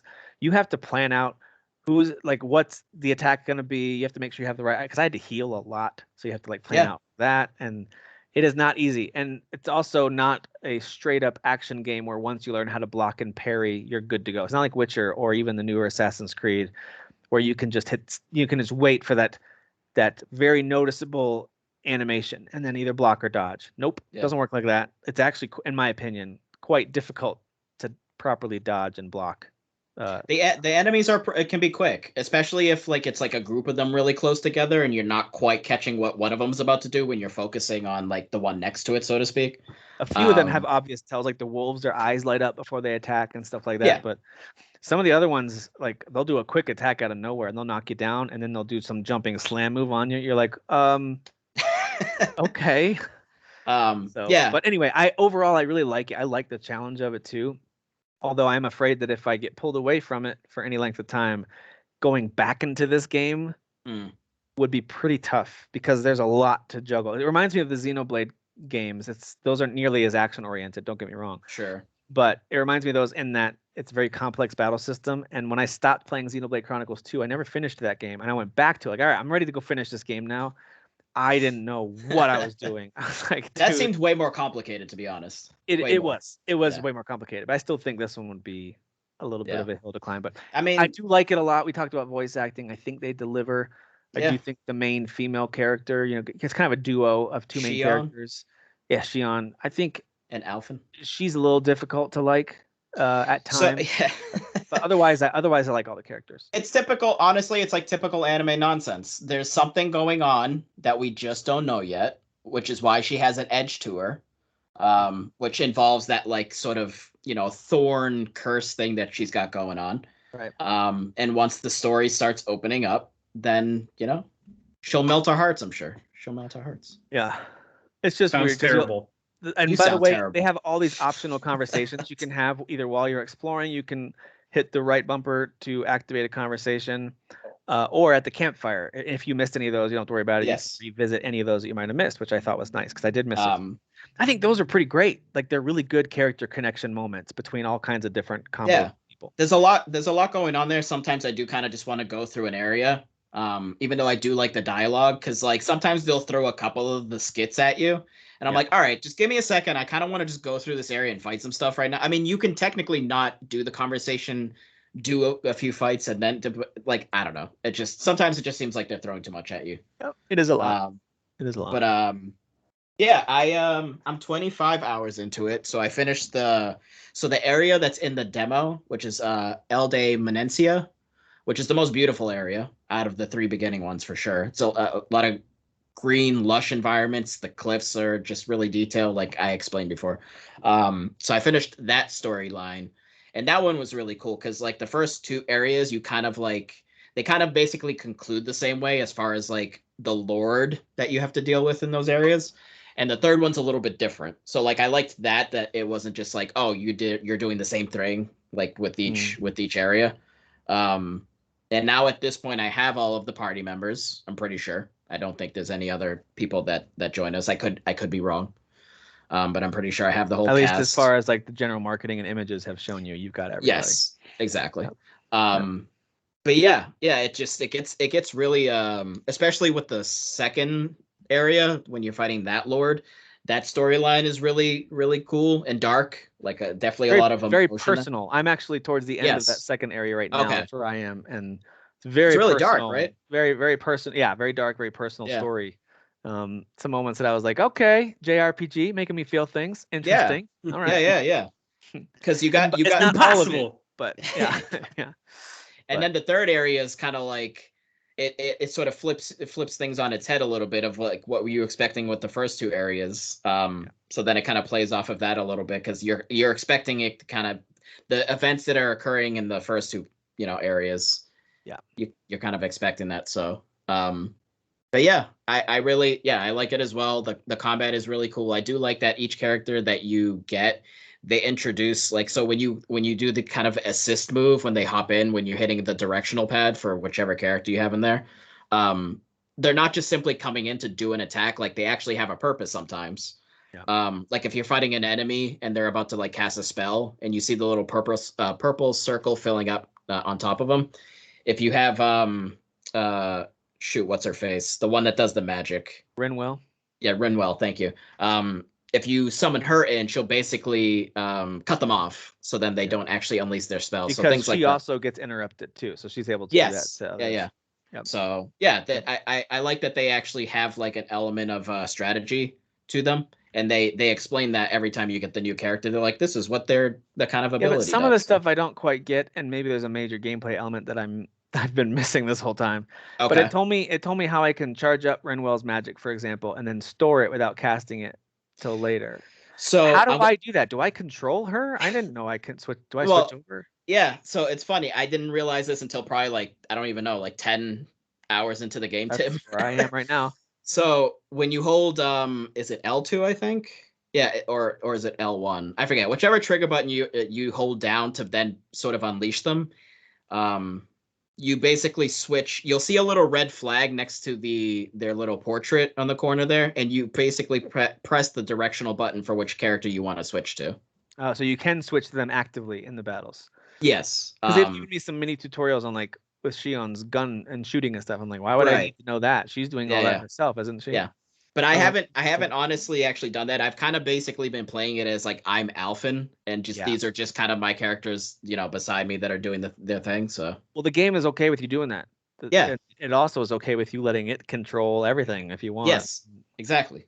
So anyway, let's move on. I had to take a break from that game briefly because I wanted to try and maybe even make fun of the most indie game of the year, and that was the Artful Escape. But instead, I tried and got hooked on and completed in 2 sittings the Artful Escape. But Jeff, I know you're the one who started playing this game. You started this, and you made me try it. And when so I wanted to see your thoughts on this before I say anything about it too. I don't know if Dan, if you've played it. Yeah, I'm at the part where I'm customizing an outfit. I'll say that. Okay, nice. I don't know how far that is. You got like 3/4 left then. You're Jeff, almost done. You, I think, talked about this last week briefly, but what do you think about it now that you finished it, and what do you think about this game? Well, I was like a little bit over a fourth of the way through it when I talked about it last week, and then I resolved to get halfway through it because that's a good stopping point while I finish Life is Strange, because Life is Strange was the priority. I needed to finish that game because it had its hooks in me. It's just, God, it's just one of the most gorgeous freaking games. It really is. Yeah, man. Unbelievable visuals and environments. And it gets more beautiful when you play your guitar. Like you can just walk through it, or you could play you just hold square or that music is begging you to play guitar though. Like X, sometimes, with the with I didn't with, stop with the the whole strings time. I was holding X as much as I could. Same I was here. Like, I want to Same play here. more music. Especially with some areas where like the guitar would trigger like sometimes it would trigger a light show or fireworks or something like that. That's when it's like, oh, this is awesome. Oh my gosh, dude. When you go sliding down, like Okay, what about those moments when you get to kind of freewheel it and you got 5 notes to pick from? Yeah, There's those probably are funny to me. 3 moments or so in the game where you're kind of you're Yeah. on a moving object of some kind and you're moving through an environment and you get to just kind of play. Yeah. So I know That- I did this because I remember jamming out with friends and each of us taking turns trying to like do our own solo. Like, all right, here's our 3 or 4 chord progression we're gonna do, and then you just go. I felt like it kind of brought me back to those feelings where I What was was really just funny trying about to that is that it's quite literally 5 notes. The Yeah. entire. So it's not even a good guitar solo because it's just 5 notes. So like as a joke, I'm just like mashing Y or something, just so he can. He's just doing one note over and over again. You know, you can hit them a couple at the same time to make more of a Yeah, full sound. and that's what makes it like a harmony. Yeah. And that sounds really cool when you do that. Yeah. Those moments are really rad. And I love anytime there's like a final battle, which we've covered this before. It's just Simon Says. That's the main mechanic, I guess, when you have a final battle. But anytime there's like a final battle enemy that comes in, or whatever you want to call them, they're not really enemies. Right. They're just people that want to jam with you. But It's a like show, the basically. freaking creature designs are just amazing. Yeah. Like the Tastemaker looks incredible. I think that's who is voiced by Lena Headey from Game of Thrones and stuff. And the final butterfly looking thing, it looks like Mothra a little bit, but there's like a little more details in the final person. Who's the floating brain dude that you mean towards the beginning? I forget his name. Oh, that's Jason Schwartzman. Okay. Yeah, I can't remember the name, but that's like the Lightman's ally or something. Yeah. His like kind of assistant to the ship. I think. Yeah, dude, that guy has some hilarious dialogue. Oh yeah, like, he just says some ridiculous, absurd stuff. Yeah, I like Violetta's great too. The voice actors they cast for the main 2 people. I don't know who they are. I guess they're good. Like Violetta and the main character. I can't remember his name now. Francis, thank you. I don't know their names like those actors at all, but I know that Lightman was played by Carl Weathers, and he did freaking amazing. Yeah, really? Like nobody was phoning it in.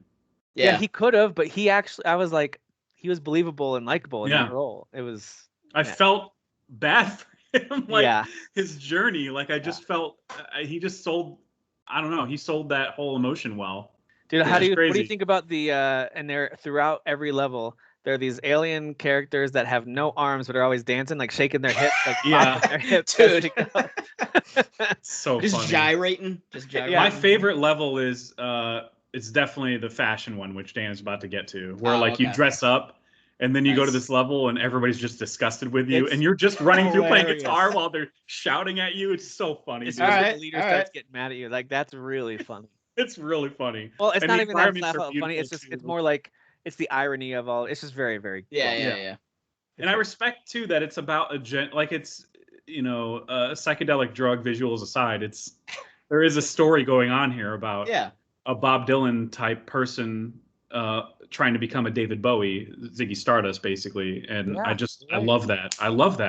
Trying to find he's not actually a Bob identity Dylan person, but his family was, and everyone's expecting him to be. So he's dressing like it, he's acting like it, but he's like, I don't think this is who I am, and I love that. Maybe it's because the whole idea of trying to get to your creative core, like really find what inspires you. And they give hints of it at the beginning when you're walking through town. It's a very pretty town, by the way. There's no place called Calypso in Colorado that looks like that. I can confirm. Yeah. But you're walking through this town, and someone will say something to you, or you'll look at a book. You pick a book or something, and all of a sudden you'll have this like little psychedelic epiphany. He says, I just had an epiphany. So there's little hints that like you're probably not and at the beginning it's like hold X to play a song about the struggle of miners or whatever. I mean, you get you pretty much get immediately that he's playing music that isn't him. It's not him. And I kind of found, and maybe it's because I'm just not a musician, and to me it's just like, I'm gonna do what I want to do, so screw all of you, I don't really care. But like I find myself in the story sometimes be like, dude, just do what you want to do.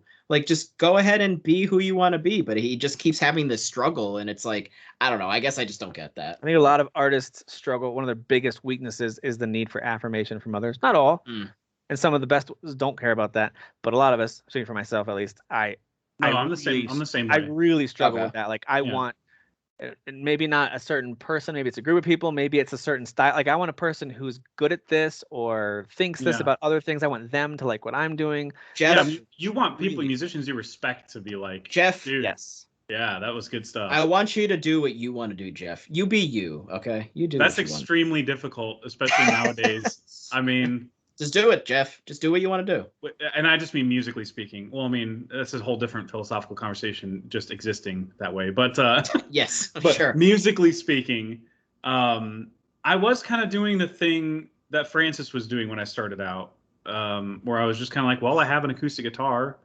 so what else am I going to play? I'll just play. It's not folk music. I'm not singing stories. They're like love songs and stuff. But I didn't know what else was I going to do. I'll just do the John Mayer, Jason Mraz thing. I'll just do the thing that everybody expects me to do with an acoustic guitar. Sure. And it wasn't until last year that I was like, or earlier this year, that I even had 3 songs completely done. And they were just like rock songs with guitar.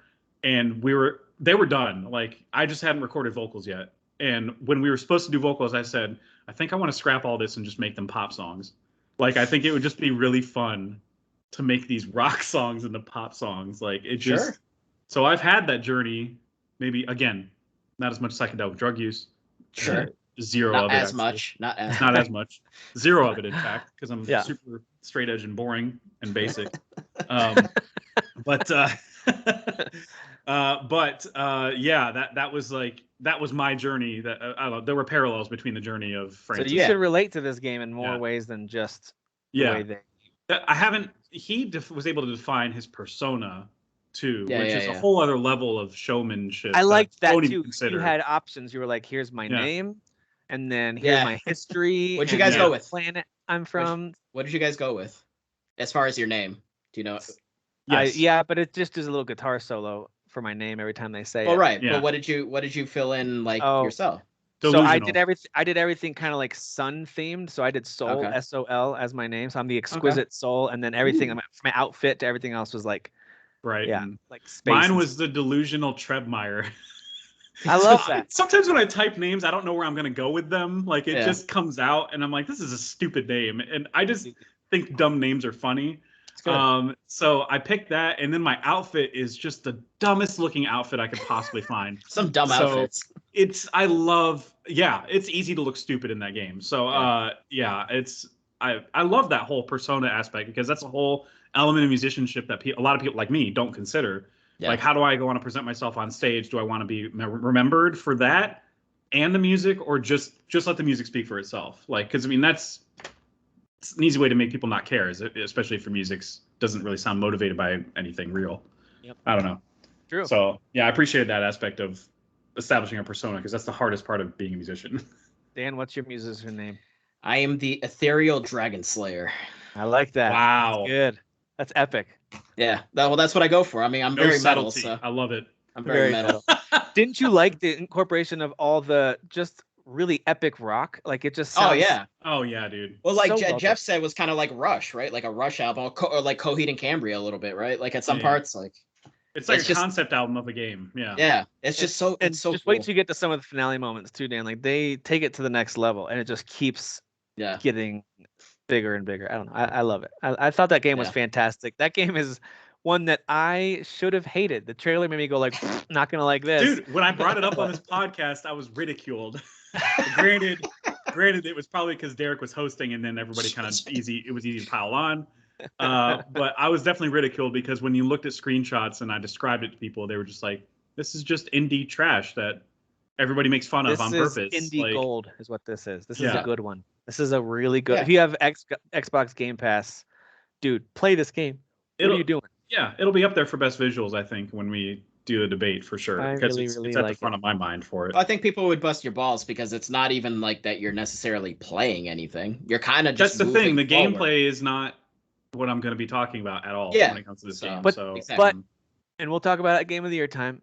But in its defense, its gameplay also isn't bad. It's kind of satisfying. No, it is. Yeah, that's true. It was just very nice simplistic. Listen, I'm playing Tales of Arise and Deathloop, and I'm playing all these very complex games, and then I get to play this, and I literally got to just lean back with my headphones on and just soak it in. That's what I love about it. They did that on purpose, so you soak in the visuals and the character's journey. Well, what button you have to hit? Just hold an X, and then jump every once in a while. There's a pit. Oh, by the way, if you fall in the pit, it'll just reset you like 2 seconds before that. Yeah, and you can still solo. That's fine. You're not going to lose your... Keep soloing while you die. Dude, every video game from here on out needs to have that. or like you're automatically like playing Last of Us and you're like walking around with a guitar. How did they hear me? Listen, speaking of indies, I started playing Eastward, which just came out this week as well. I'm a sucker for anything that looks like a really high quality Super Nintendo or even early PS1. Yeah. When I first saw the trailer for this, I kind of thought like, oh, this looks like, old school NES. But then the closer I looked at it, I was like, this is really detailed. No, yeah, there's a lot of detail. I'm surprised. And it looks more 16, 32-bit. Of course, with today's standards, it's way more than that. Like the stuff that they put in there is really, really impressive. But this is just straightforward a Zelda type of a game. Like you even got hearts in the bottom. You have areas that you'll have to wait till you, at least at the beginning, you get bombs. You get bombs, you can unlock certain areas. There's even a wall that if you look at it closely, you see a crack in it. So you put the bomb there and you can get oh my god. Yeah. Okay, thank you. All right. Yeah. Unlockable areas with new equipment. Now I got to go through the entire map again. You're welcome. But also it includes multiple characters, and there's more people that will join the fray, and you get a chance to. Besides like the dad-looking character and the girl. It is an action. Okay. It's an action adventure game. I will not call it RPG unless they introduce more things later. It's a Zelda-like action adventure game where you have an inventory and you'll eventually get more kind of abilities and you can improve stuff that way. But it's not, you don't like level up. You're not going through a skill tree. There's no skill tree. Yeah. So it's very Zelda-like in that way. Also, every conversation, you can walk around and talk to folks. There's plenty of chances to explore and talk to people. Mm-hmm. The dialogue is really funny. And there's actually little mini storylines that if you talk to them every time that you're free between story moments, their story progresses. Yeah. Like, for example, I watched the rise and fall of my neighbor. I forget her name, but she's very much a Karen type character who's like really mad at everybody, but she's like in love. The one that hates men? Yeah, but she except for this one man, but then things don't go right, and then she hates everyone after that. Anyway, really cleverly done, and the visuals are really great. I've already fought a few bosses. They were again a little bit Zelda-like. I don't want to. It's only made by 3 people, by the way. I looked this up. That is impressive. That's why it took so long. 3 friends from Shanghai made this game, wow. And so there's a couple of elements to that. One, the complexity that they've gotten here is incredibly impressive. But also, it allows me to not be like, hey, how come these boss fights aren't quite as intricate as when I played Zelda? Well, that's because I didn't have, dozens and hundreds of people working on it.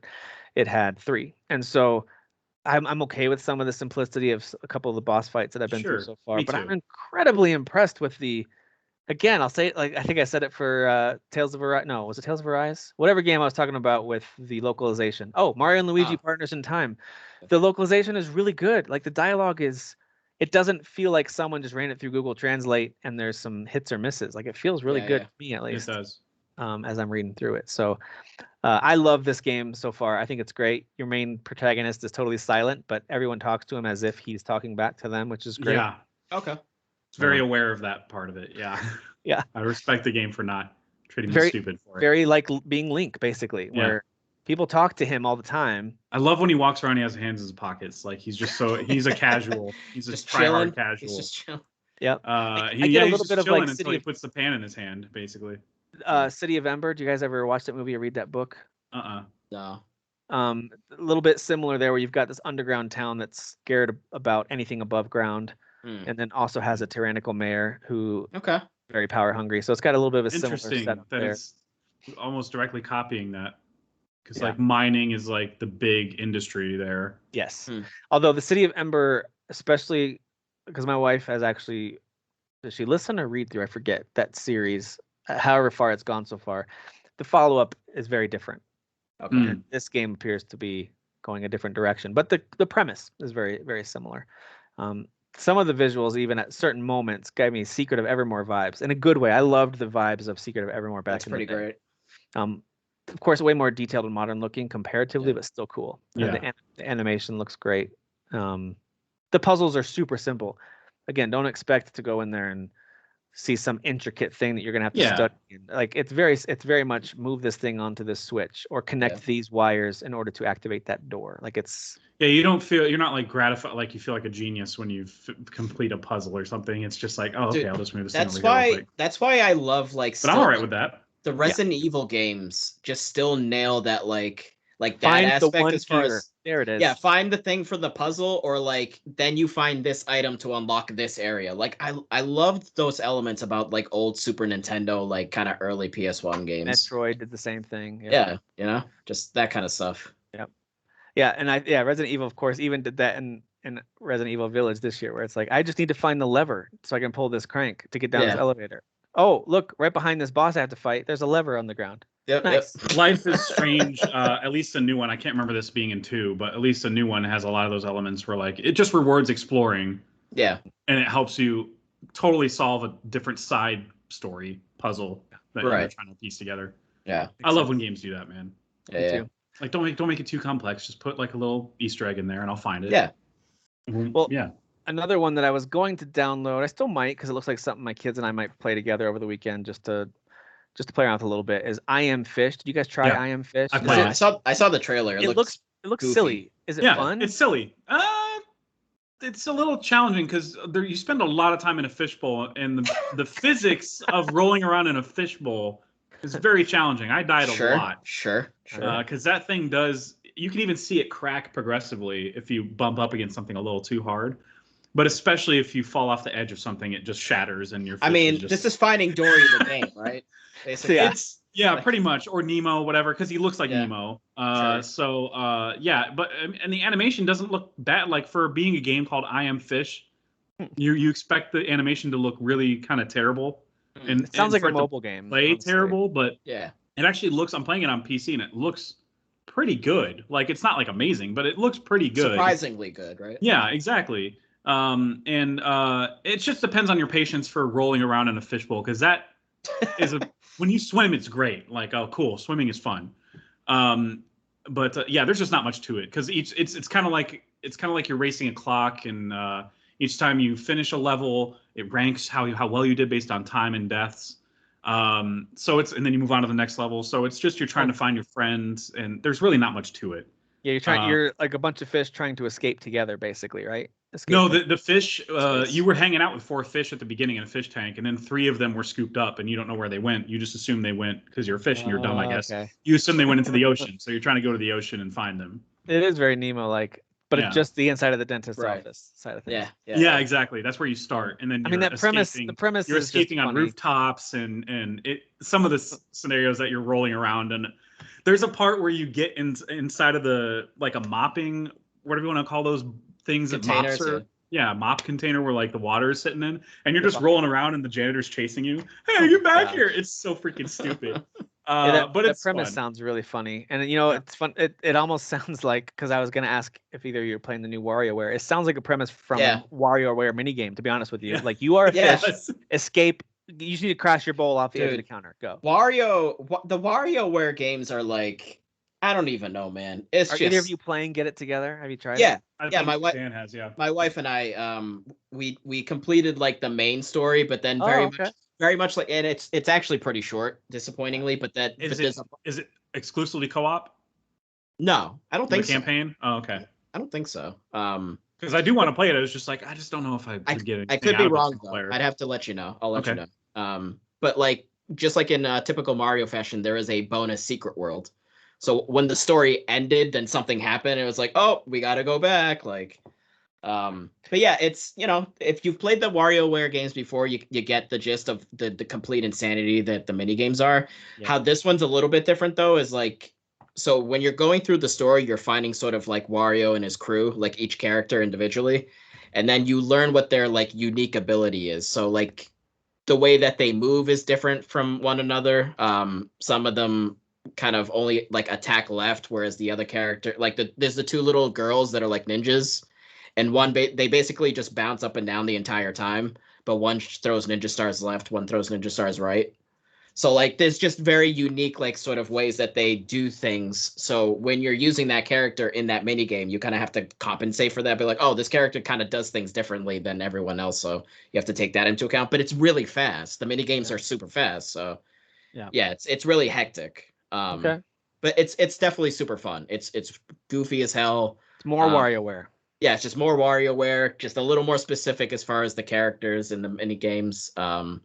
Yeah, Yeah. it's fun. If you like the other ones, I think you'd like this one too. So You know, I've never played any of these, so or if this is only the second one. I would say it's more fun co-op for sure. I feel like I played the one on DS, I think. That one I never played then. I did GameCube, and I think there was a Wii U or the Wii. I forget. I think it was the Wii, maybe. Okay, it was either DS or maybe it was even a Game Boy Advance one. But anyway, I remember playing a handheld one, I thought, at one point. But yeah, they're from what I've seen, very wacky looking mini games. Nintendo's all about the mini games this year, man. Between WarioWare, then they got Mario Party coming out, and then Big Brain Academy, Brain versus Brain in December. Brain versus Brain. So you'll have plenty of mini games on your Switch this holiday season. Real quick, wanted to mention I'm trying out Valheim, although I haven't gotten to experience a lot of the content from their update yet. But I have some, like specifically the recipes. So Valheim, of course, still in early access, just released their first major update with how crazy popular it got early this year. They had to sideline a lot of their plans in order to just do bug squashing and improve the overall and keep patching it little by little. So they feel like they've caught up with most of that stuff, and now they're releasing major content updates. We're probably another, I'm going to guess, year and a half, 2 years from the game being like 1.0 officially launched. That's my guess. Go ahead, Tim. I did not respond to when you had mentioned it in the thread, but hey, if you're playing, just let me know, dude. I'll hop in. I know we haven't played together in a while, but you know. Well, our server's still up and going, so you're welcome to jump in anytime. But yeah, I am playing some. Played some this week, of course, having some time off of work. I did a few things, but not a lot. In terms of like using there's some new items, there's some new things you can craft, there's new ways to craft things. Food works a lot differently now. And there are even a couple of not a ton, but a few new weapons. So how is food differently now? It really focuses either on health or on stamina. So it wants you to kind of pick a lane. Like, do you want to be more of a tank type character? And they changed the way tower shields work almost completely. Okay. So they're very much where you can get in there and kind of let the enemies take swings at you with your tower shield. And anyway, so they allow you to pick and choose. If you do a lot of building, eat all your stamina food, because in that way you can just craft and build away without worrying about stuff. But anyway, it's pretty cool. I like what they've got so far. There are some things that I think I won't discover until I go out exploring again, because there's some elements they've said that unless you want to be spoiled, just start exploring your area again, or they recommend starting a new world, because if you've uncovered a lot of yours, it might not. It's only going to load some of the new stuff into places that haven't had the fog removed yet. Oh, okay. So anyway, very cool what they've done there. I also played a little bit of Origami 2, and this is not a paper folding. I forgot to get Origami. Dang it. So I played a little bit of this today because I wanted to make sure we at least mention that it's now out. It's on Game Pass, so you can go give it a try. My general thoughts on it is this is just, as soon as you fire it up, you'll see this. Oh, this is a Swimming in Sevens game, and that's exactly where it lands, and that's fine. If you are listening, you don't know what I mean by that, or watching, don't know what I mean by that. Basically, I acknowledge that this is objectively not some amazing Game of the Year candidate type of a game. It's also not doing much new, but it does what it's trying to do well enough. It's fine. It doesn't look good. So I'm playing it on PC, and I've got all the settings as high as I could possibly go. And like, even when your character first wakes up, he's like laying on the ground in the grass, and it's just flat, very kind of blocky looking ground. And the grass is just like flat on the ground. Oh no. So I was like, oh, okay. So they didn't want to invest in that. I see, got it. And that's fine, because to me the visuals looked like a 360 game, maybe an early last gen game. But the characters look fine. The animations look pretty good.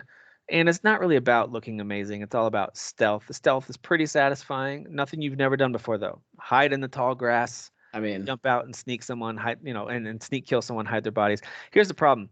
This game, the first game, had the advantage of no one had ever played Ghost of Tsushima before. Right. I was literally gonna.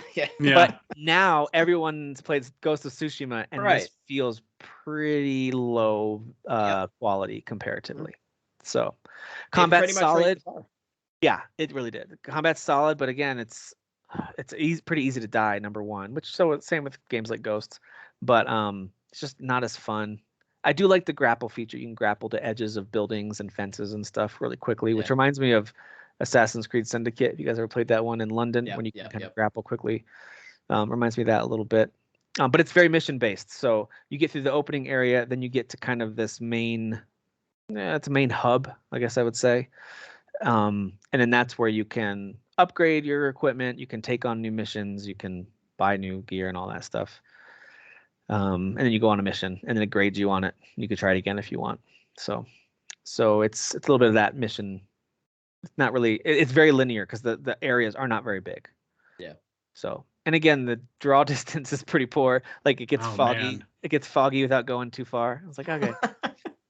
It's not a game you're gonna take a lot of screenshots. I mean, yeah. At this point, like you said, and I was gonna say it, like Ghost of Tsushima has basically set the standard for a samurai game.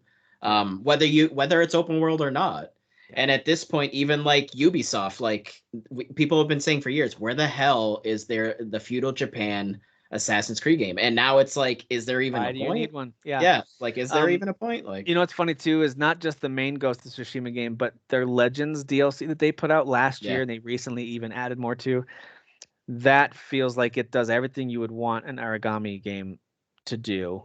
Because it's trying to do some very similar things. It's mission based. Pick the mission and go try to get a better grade on it to, improve your gear. If you like that loop, go play Legends. Yeah.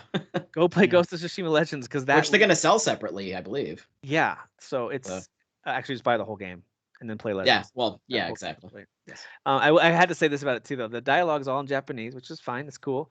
And the subtitles, though. Speaking of localization, that's the theme of this episode, apparently. It's so bad. This does look like Google Translate was involved at some point. Oh, man. Because there's a conversation you're having with the character as he's showing you around the hub, and he's trying to he goes from place to place. And I remember one spot, and specifically, he says something about, he's trying to tell you this is where the training is, and he said, and this is a house in the town. We will continue inside. This is a house in the town. That's what he said? That's what this old wise guide just said to me? I love this is a house in the town. Oh, man. Continue inside. I love it. Oh, my gosh. So, anyway. That actually adds points to the game, Tim. That adds points. Now you guys want to try it. Now I want to try it. Yeah. So, anyway. All right. Before we wrap up with headlines, anything else that... I know I've skipped a few, so anything else that I've skipped that you want to highlight? Yeah, I finished Life is Strange: True Colors. This is a big recommendation for me, from me to people that like the first Life is Strange. This feels like a return to form, because they didn't. I understand that Don't Nod did a on the road tale in the second one because it was different, but this one is just like you're back in a town, you're meeting everybody. Every character feels like a fully realized person you're getting to know. You appreciate their story, and you come to like appreciate being in that town, even though there's some shady stuff going on there. But there's definitely like a mystery going on that you're trying to solve the entire 5 episodes. And so I mean, it's just like one in that way. Instead of a school, it's like a mining town. Yeah, I highly recommend that for people that like the first one. And even though the ability is less cool, it does evolve over the course of all 5 chapters. Like, oh, nice. You're doing different things with it, discovering things as she's discovering it, like discovering things about the ability as she's discovering it, which is kind of cool. I'm trying not to spoil it. Expect. Yeah, they have you use it in ways where you're like, it's like a moral conundrum to use the ability, like where you're like, should I do this? Like, this feels wrong to do this. Yeah. And there were some choices like that one where like I even had to like kind of pause the game and restart from the checkpoint because I was like, I think I made the wrong choice. Like, this feels just based on the characters' reactions in this game, the mocap, whatever you want to call it, mocap, or however they recorded the reactions to the characters. Yeah. And the voice acting felt so real that I felt bad on some choices that I had to go back and redo them. I had at the end of the first Life is Strange, that last main thing that you have to decide. Like, I had to pause the game and just like sit there for a second. I'm like, that was me with the end of Ghost of Tsushima. That was the only time I ever paused on a game. I was standing up and walking around for like 5 minutes. Like, what do I do here? Just pacing back and forth. He yells out. I'm not comfortable with either of these choices. Can I just walk away? Yeah. Exactly. Yeah. Yeah. Absolutely. But it's so good, guys. Like, I mean, it's just these games have never looked better. Like, I know that Chloe, Ashley Birch is great at Chloe. That's a peak Life is Strange performance. But Yeah. this one, the entire voice cast is just amazing. Like it's incredible. And this is the B team. This is not the main team. They did this the is second one. Deck 9. I think they're gonna do the rest of them, if I'm not mistaken. Like Okay. Dotnod said, we'd love to come back to the series, but Square owns all this stuff. So I mean, we're just at the mercy of what Square wants, and Square has to be super satisfied with what True Colors became, because it reviewed well. Fans of the series in general like it, at least from what I've seen. I'm pretty sold on it. It's just definitely a wait till it's on sale game. For me. It's expensive, but I mean, I felt it was worth. I don't know. I'm just a freaking sucker for these games. I was literally gonna buy it the other day, but I forgot my other gift cards when I went to go get Deathloop. So I was like, okay, well, I guess I have to wait. So and also good luck. Season 4, episode 4. What do you want to call it? Chapter 4 ends on such a cliffhanger that you'll be like, okay, well then I have to finish this game. Like, that's why I like this is a full game this time. Yeah, that's why I like this is a full game this time. Me too. And not the mysterious. Remember before, like they had mysterious timelines between each. It could be 2 months. It could be some cases it was like 3-4 months if they were having trouble. They kept delaying it like a few weeks, and you're like, just freaking come on. It happened to Life is Strange 2 worse. I feel like Dontnod was just, I don't know. I feel like they were just behind the wire the entire time. Yeah. But with this one, Kyle beat it too, and I'll let him speak to it when he comes back. But I know that he said the same thing. He was like, he said I was going to finish Chapter 4, go back to Tales because he's behind on Tales because of everything else that's come out. And he was like, no. As soon as Chapter 4 ended, I was like, no, I'm gonna finish this game because he was like as mad as I. Something happens at the end of Chapter 4 that makes you freaking mad. So you're just like, oh no, hell no, I am finishing this game. All right, that's awesome. Nice. All right, well, we got to get into some news so we don't go too much over 2 hours. So hope you guys are okay with me jumping over to that. Outside of other stuff we're playing and watching. My bad, but not really. Dying Light 2, guys, Stay Human has been delayed. This is old news by now, of course. But I just wanted to highlight the fact that it's also moving into, guess when? Q1 of 2022. Because thank God. Thank God. There's nothing to play, Tim. At least they have it's a heroic move on their part. At least they have a solid release date. So this stunning and brave. This is a 2-month delay, so it's not an extreme one. Not bad. If it were Battlefield did the same thing, and it wasn't that bad. You know, if they had said October to December, we'd be like, whatever. But it's December, and it just happens to be the end of the year to February, so it's just a 2-month delay. It's one of those games I know people were excited to play over the holidays, but sorry, you just have to keep killing people and zombies and Back 4 Blood before Dying Light 2. I'm okay with that. Yeah, just do that. So that's February 4th. Assassin's Creed Valhalla's Viking Age Discovery Tour, which I've talked about a few times, the different discovery tours they've done on their games, comes out in October. It will be free if you already own the game, or you can buy it separately. Probably not for a little bit, though. I think later in the year you can buy it separately for like it said $16.99 in pounds was the store. So I don't know what that is in American dollars. Probably like $1,000. I don't know. That's exactly it. Yep. I think that's the exchange rate with inflation and exchange. But anyway, that is a cool mode, by the way. If you've never given that a look, it's interesting. If you're not into the whole, assassinating people. Call of Duty 2022. There's a rumor right now that they're planning on it being the sequel to the Modern Warfare reboot from 2019. That does make sense. Which was actually and then we'll get Black Ops after that, probably. Which was actually the first and last time I can remember actually giving a Call of Duty game some love during Game of the Year conversation was Call of Duty 2019. I loved Modern Warfare. That game was awesome. Dude, it's the only one I've actually legitimately praised. Like, because I kind of was one of those people, Yeah, that's only because you guys didn't play the Black Ops Cold War. That's okay though. No, we did. All right. We did not. No, we did not. Because that campaign is just. Oh, it's so fun. I didn't play but to be fair, I didn't play Modern Warfare though. So I heard Modern Warfare and I was like, oh, we're doing this again? I'm not interested. I'm curious to see how they integrate previous storylines, because the storylines from the other Modern Warfare series, Modern Warfare 1, 2, and 3, which I thought was actually pretty intriguing campaigns in the Call of Duty games. I liked those. I know that they had their ups and downs. People didn't always love them, but I really liked them, and I liked the quote-unquote lore they introduced with those characters and some major deaths that happen. I'm wondering if they are setting us up for some cool things, or maybe not. Maybe it'll just be pretty standard Call of Duty. We'll see. With a kind of more mature tone, like, because at least to me it seemed like this new kind of reboot or whatever you want to call it, Modern Warfare, kind of had a more mature tone than perhaps those original ones did. So I hope so. Okay. So I'm looking forward to that. But yeah, like Jeff mentioned, Battlefield 2042 got pushed back to November 19th, which means the beta, which was happening this month, is now also been bumped back to October. That's not that bad.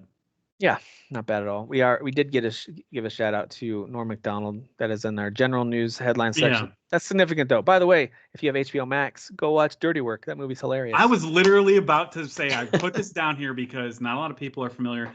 People our age have seen Billy Madison probably tons of times. Yes. But they may not be familiar with Dirty Work, and Dirty Work is so underappreciated. It was like panned universally when it came out, but it is Norm's sense of humor to like a T. It's so freaking funny. And it includes some great cameos from other SNL people, yeah.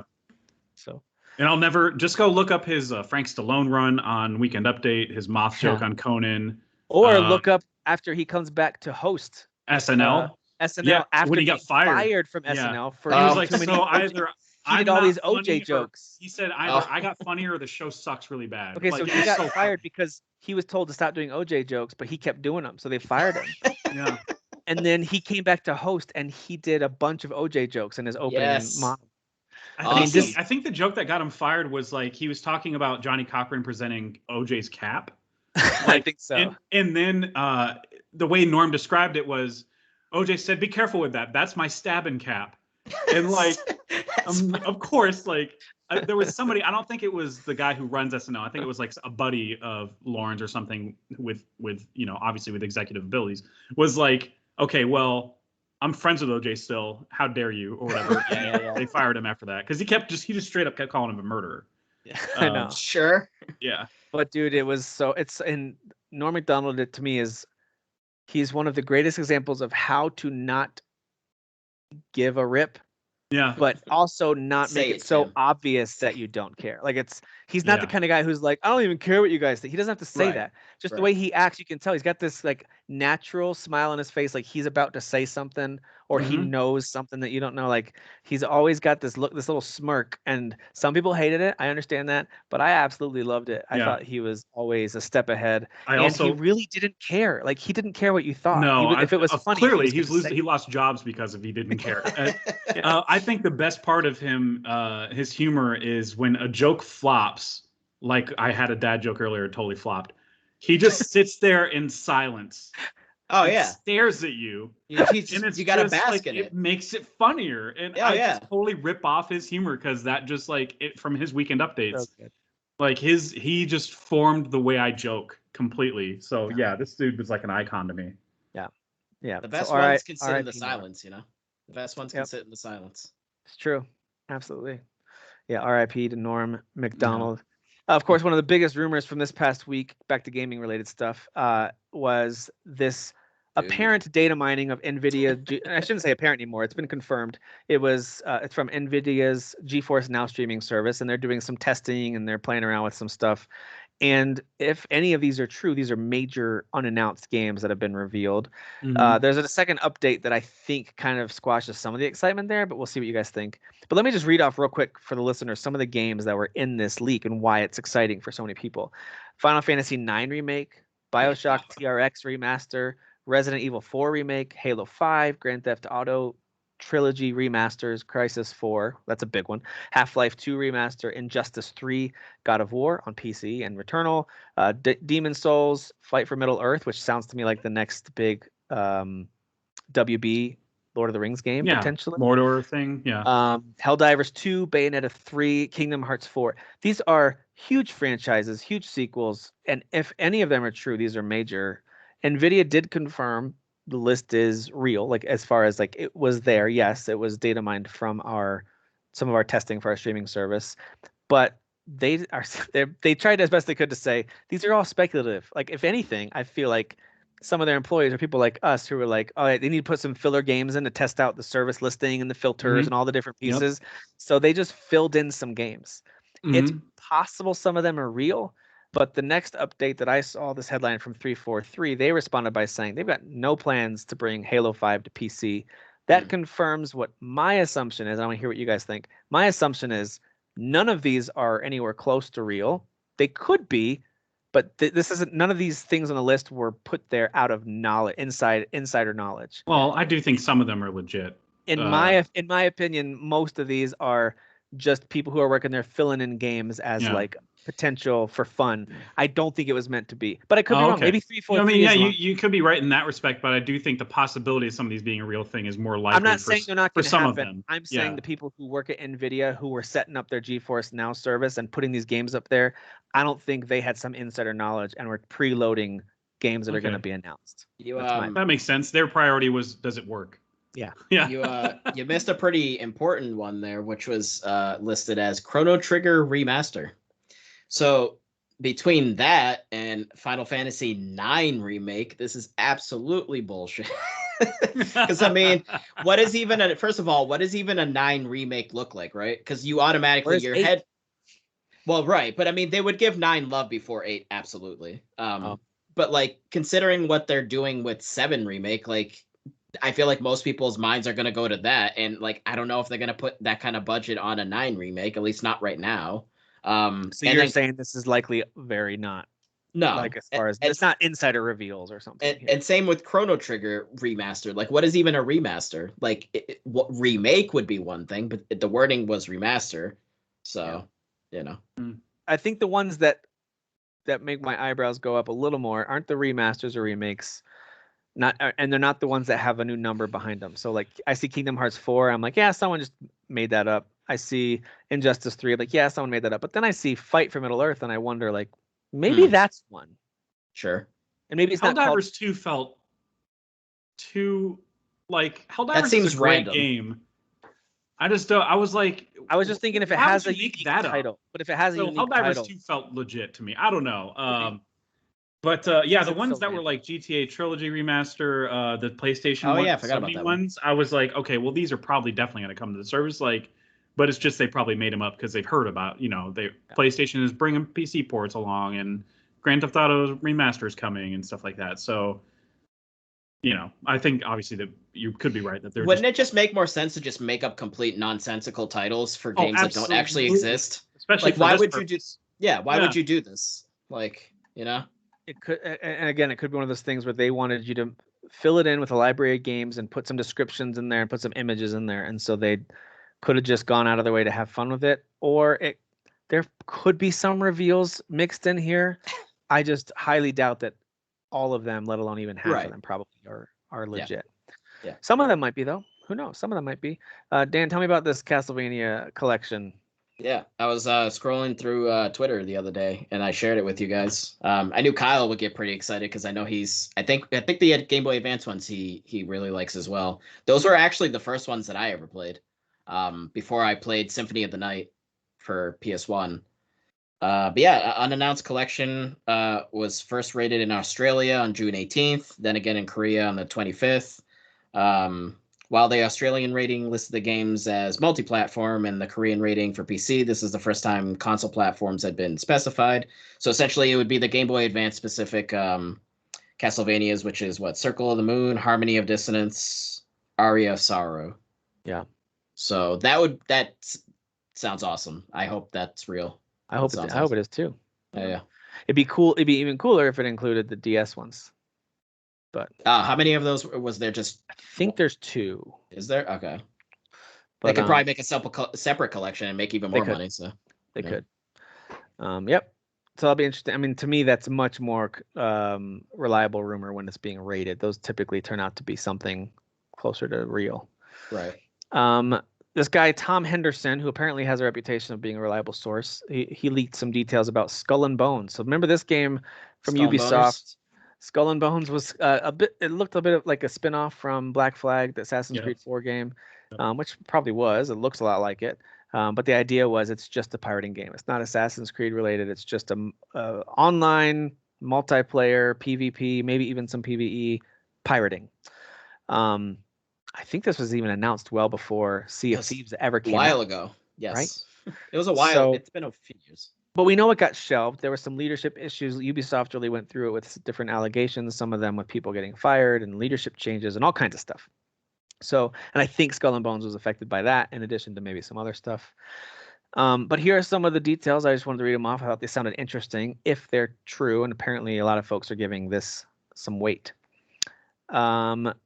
All right, so it seems like at the beginning you start out only being able to build a raft, so they really want you to build up to the point of getting a boat.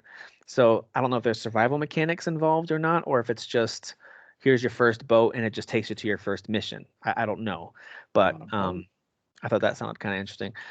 You'll later be able to make a small fishing boat, and then you can explore the open sea for the first time. So I would imagine they've got a good amount of on-land stuff for you to do, especially at the beginning. To get your first pirate ship, you have to collect resources and complete various quests to boost your reputation high enough to get your first pirate ship. And then your progression is based on the amount of money you receive from completing jobs, raids, cargo runs, and plundering settlements. They reportedly include 5 ship tiers, seemingly based around size, and they fall into one of 3 categories: cargo, combat, and exploration. They're tied to purchasable blueprints, but players also are needed. You need to have resources like wood, metal, fiber to build them. You can upgrade your ships, of course, with armor, smelteries, storage boxes, stuff like that, sails, wheels, all that. The game is set in the Indian Ocean, which is everyone just kind of assumes it'd be in the Caribbean, right? That's what I kind of assumed. That's where it would be. That's where you think about pirating. But they're setting it in the Indian Ocean, according to this rumor, and includes a fictional pirate haven reportedly modeled on the island country of Madagascar off the coast of Africa. And it's claimed that the on-land sections of the game, they do have them, and you can interact with NPCs, hideouts, safe havens, but they aren't supposed to feature any combat or Assassin's Creed-like parkour elements. So I know that's a lot of details. I know that was me talking a lot, but as I scanned through that when I first saw this headline, I was like, this actually sounds really cool. Yeah, it does actually. Like, I'm really interested in this. If they do some sort of re-reveal of Skull and Bones when we find out it's coming out, let's just say late 2022 or something, or even if maybe they re-reveal it next year and say it's coming in 2023, like, I'll be interested. Like, I want to see what they put together with this, because I did, of course, love Black Flag, and some of these elements of progressing and starting with just a raft and then a fishing boat and building up to a ship and then upgrading to more ships. That sounds appealing. So we'll see. Yeah, this actually sounds a little less specific to online and more just kind of like this, open world, like leveling up like your ship and then like what towns you can raid and stuff like that. Yeah. Like build. Yeah, it sounds cool. If they have good PvE elements where I don't have to go against other players every time. Sure. Yeah. And I probably will give this game some time. If I always have to go against other players, I'll probably try it, but that usually loses my interest after a while, just because I don't know. I don't always want to battle other players. People tend to get way ahead of me in those games because I'll play them and then put them down for a while and come back, and then I'm getting absolutely smoked. And it's just not fun. It's just not fun.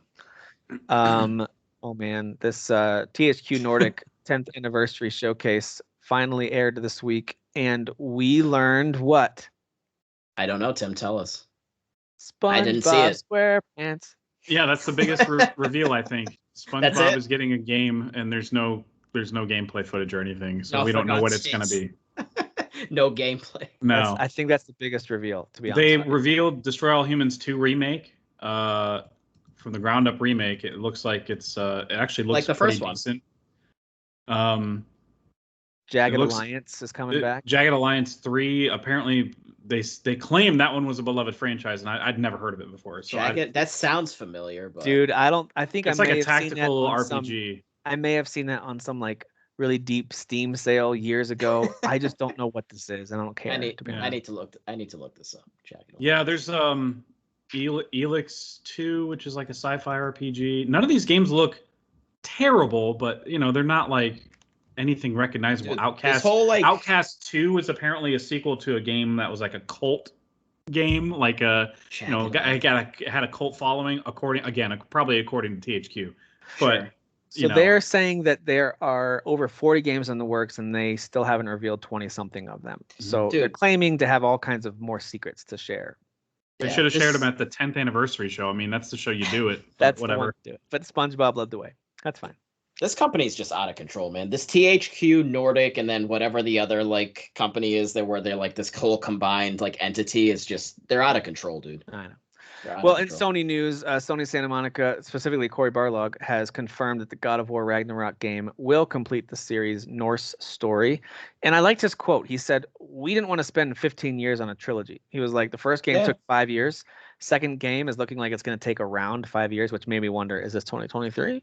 But anyway, they probably started development before the first game released. I understand that.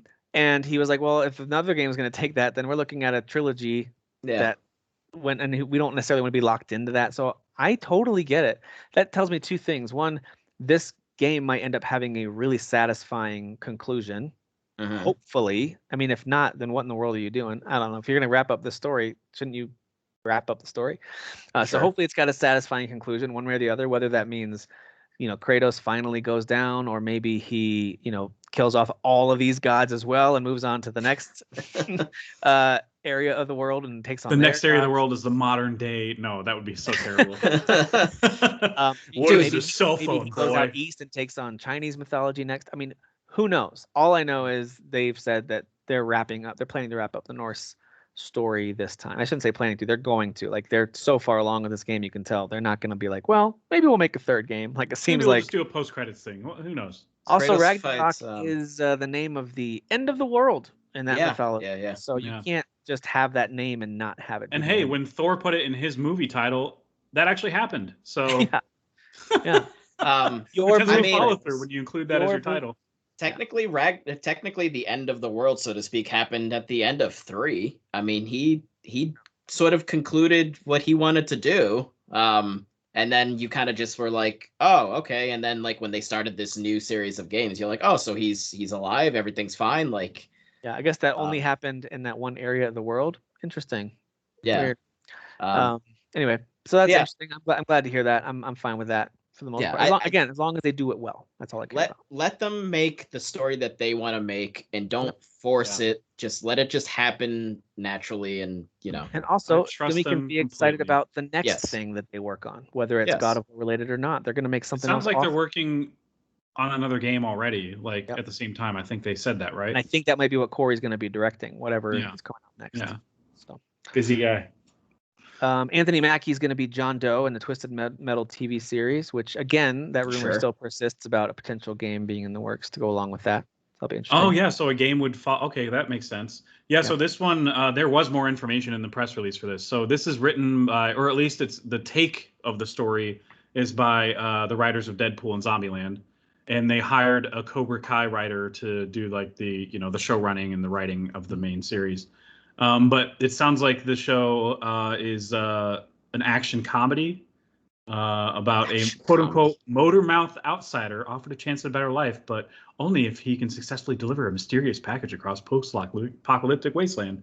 Like, I mean, it's just going to be silly crap, and they're going to, of course, have the deranged clown who drives the ice cream truck. Listen, as long as Anthony Mackie just has fun, I feel like everything I know he can, but I feel like everything I've seen him in recently, he's just so serious. I want to be like, dude, are you okay? Like, you can, it's fine, man. Listen, he's got just watch the night before, and you'll be like, oh yeah, that's right, he's funny. He's got to take up the mantle. He can have a lot of fun when he in certain roles. I've seen it.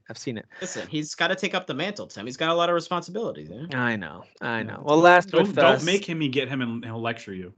He will. He'll do it. Neil Druckmann is supposedly going to be directing an episode of Last of Us HBO series. It only makes sense. This guy has serious direction chops. It's just we've only seen it in the video game space. But I use that with a caveat. Let's not pretend like he wasn't in there directing all the motion capture segments. He was for sure he was. Stuff. Yeah. This is great. It's just I feel like this could, if he wanted to, this could open doors to other things. Absolutely. So I think this is definitely his first time doing this. And yeah, he's credited on the Directors Guild of Canada because I think that's where they're filming it. He's credited as a director for the entire series, so along with like 4 other directors. Nice. So I don't know if it's one episode. We don't know yet. 1 episode, 2 episodes, but he's definitely a director. So at least 1. I'm intrigued, man. What is he gonna come up with as a director? Man, it must be like kind of surreal for him to take something he created and then now go back and direct someone else's version of it. Sort of. Yeah. I don't know. It'd be interesting to see what he thinks. Yet not involved at all with Uncharted, but whatever. The movie, which by the way is really promising to be one of the worst movies. Yeah, even Tom Holland is like, "Wow, I wasn't proud of my performance," and like, I know. Say that movie's like a year from coming out. Also, Mark Wahlberg has no problem being in awful movies. He's in some really good ones, and he's also in some real awful movies. He'll So say he yes to anything with a Yeah. with a good healthy paycheck. Yeah. I think Tom Holland will learn the hard way. Like, yeah, I shouldn't have said yes to that, or Yeah. maybe I should have tried. Whatever. So Nintendo, there was a rumor for a while. It was confirmed that Europe's going to get a small price cut. I don't know what that is in Europe. They did get that for the current model, building up to the OLED model, but it's not going to happen in the US. And I do wonder if this is to help clear out inventory or something. I don't know what this is about in Europe, because I believe that when the OLED model does release, it's going to be at the normal full price again. This is just, I think, for the other models. Yeah, so probably to clear And out. Nintendo said not happening in the US. Like that is officially not going to be happening. It's selling still, so why would they? Yeah, Like, exactly. Yeah. But they did update their system recently. They put out a system that allows you to use Bluetooth audio. I have not tried this yet. Wow. Finally. Welcome to 2013. I have not tried this Right? yet. It's funny. The general reaction of folks was, "Oh, sweet," because most of us that have a Switch have at one point thought, "Oh, I wish I could attach my Bluetooth headphones to this." Yes. And you either have to buy the attachment or just deal with it. Figure out a different solution. And so our first reaction is, "Yay!" And then it's, what's wrong with them? Why did it take so long? Like, Yeah. that's always the follow-up response. I have read a lot of folks saying that it is, and I don't know if it's with certain brands of Bluetooth headphones or what, but it's not the best performance. Like there's some audio lag. I don't know if that's true, but I've heard Bluetooth can be funky. Bummer. Yeah. Again, It it might can not be, have but anything I've to never do with had an issue with Nintendo. my Sony one. So I mean, get your crap together.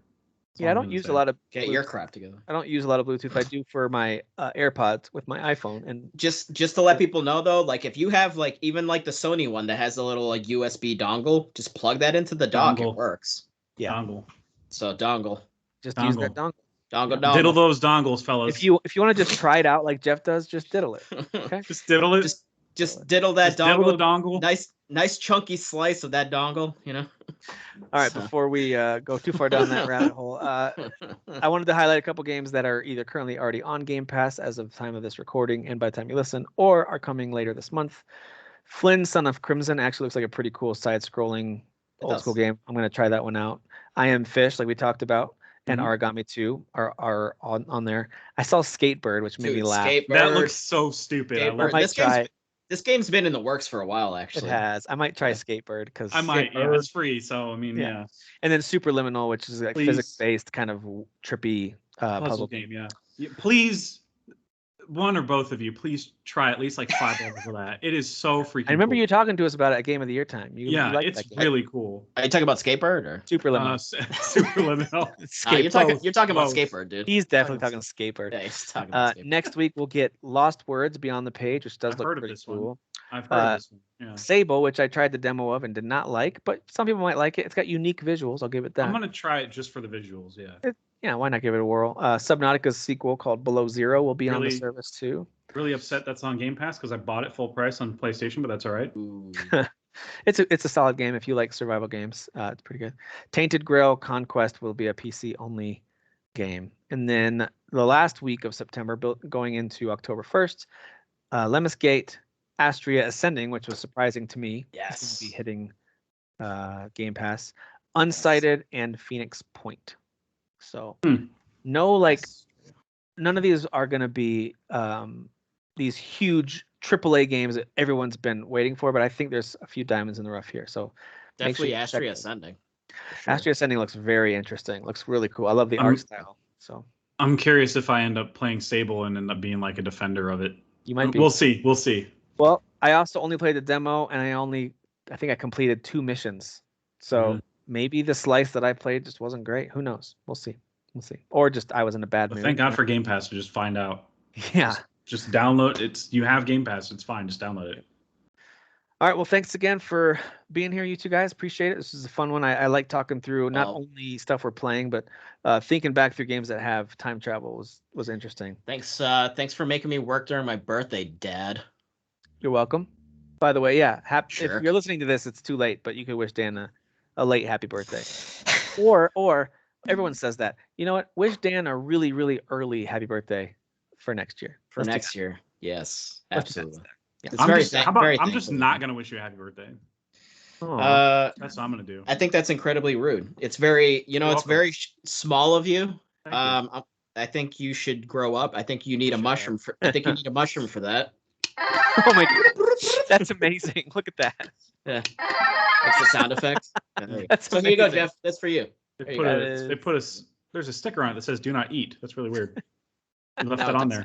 No, it doesn't. No, it doesn't. If any of you are wondering why Jeff is a little sassy here at the end, it's because he's actually stuck in a podcast loop. He keeps doing this episode over and over again. And That sounds like it's a nightmare. It is a Now I nightmare. gotta go back to the beginning. Yeah. Yeah, I guess happy birthday or whatever. I don't know. Sure, thanks. It's not even your birthday anymore where you're at. So who cares? Actually, no, it's not. It's actually the next day. So whatever Tim said about next year and whatever. Yeah. Happy early birthday. All right. See ya. Thanks, Dad.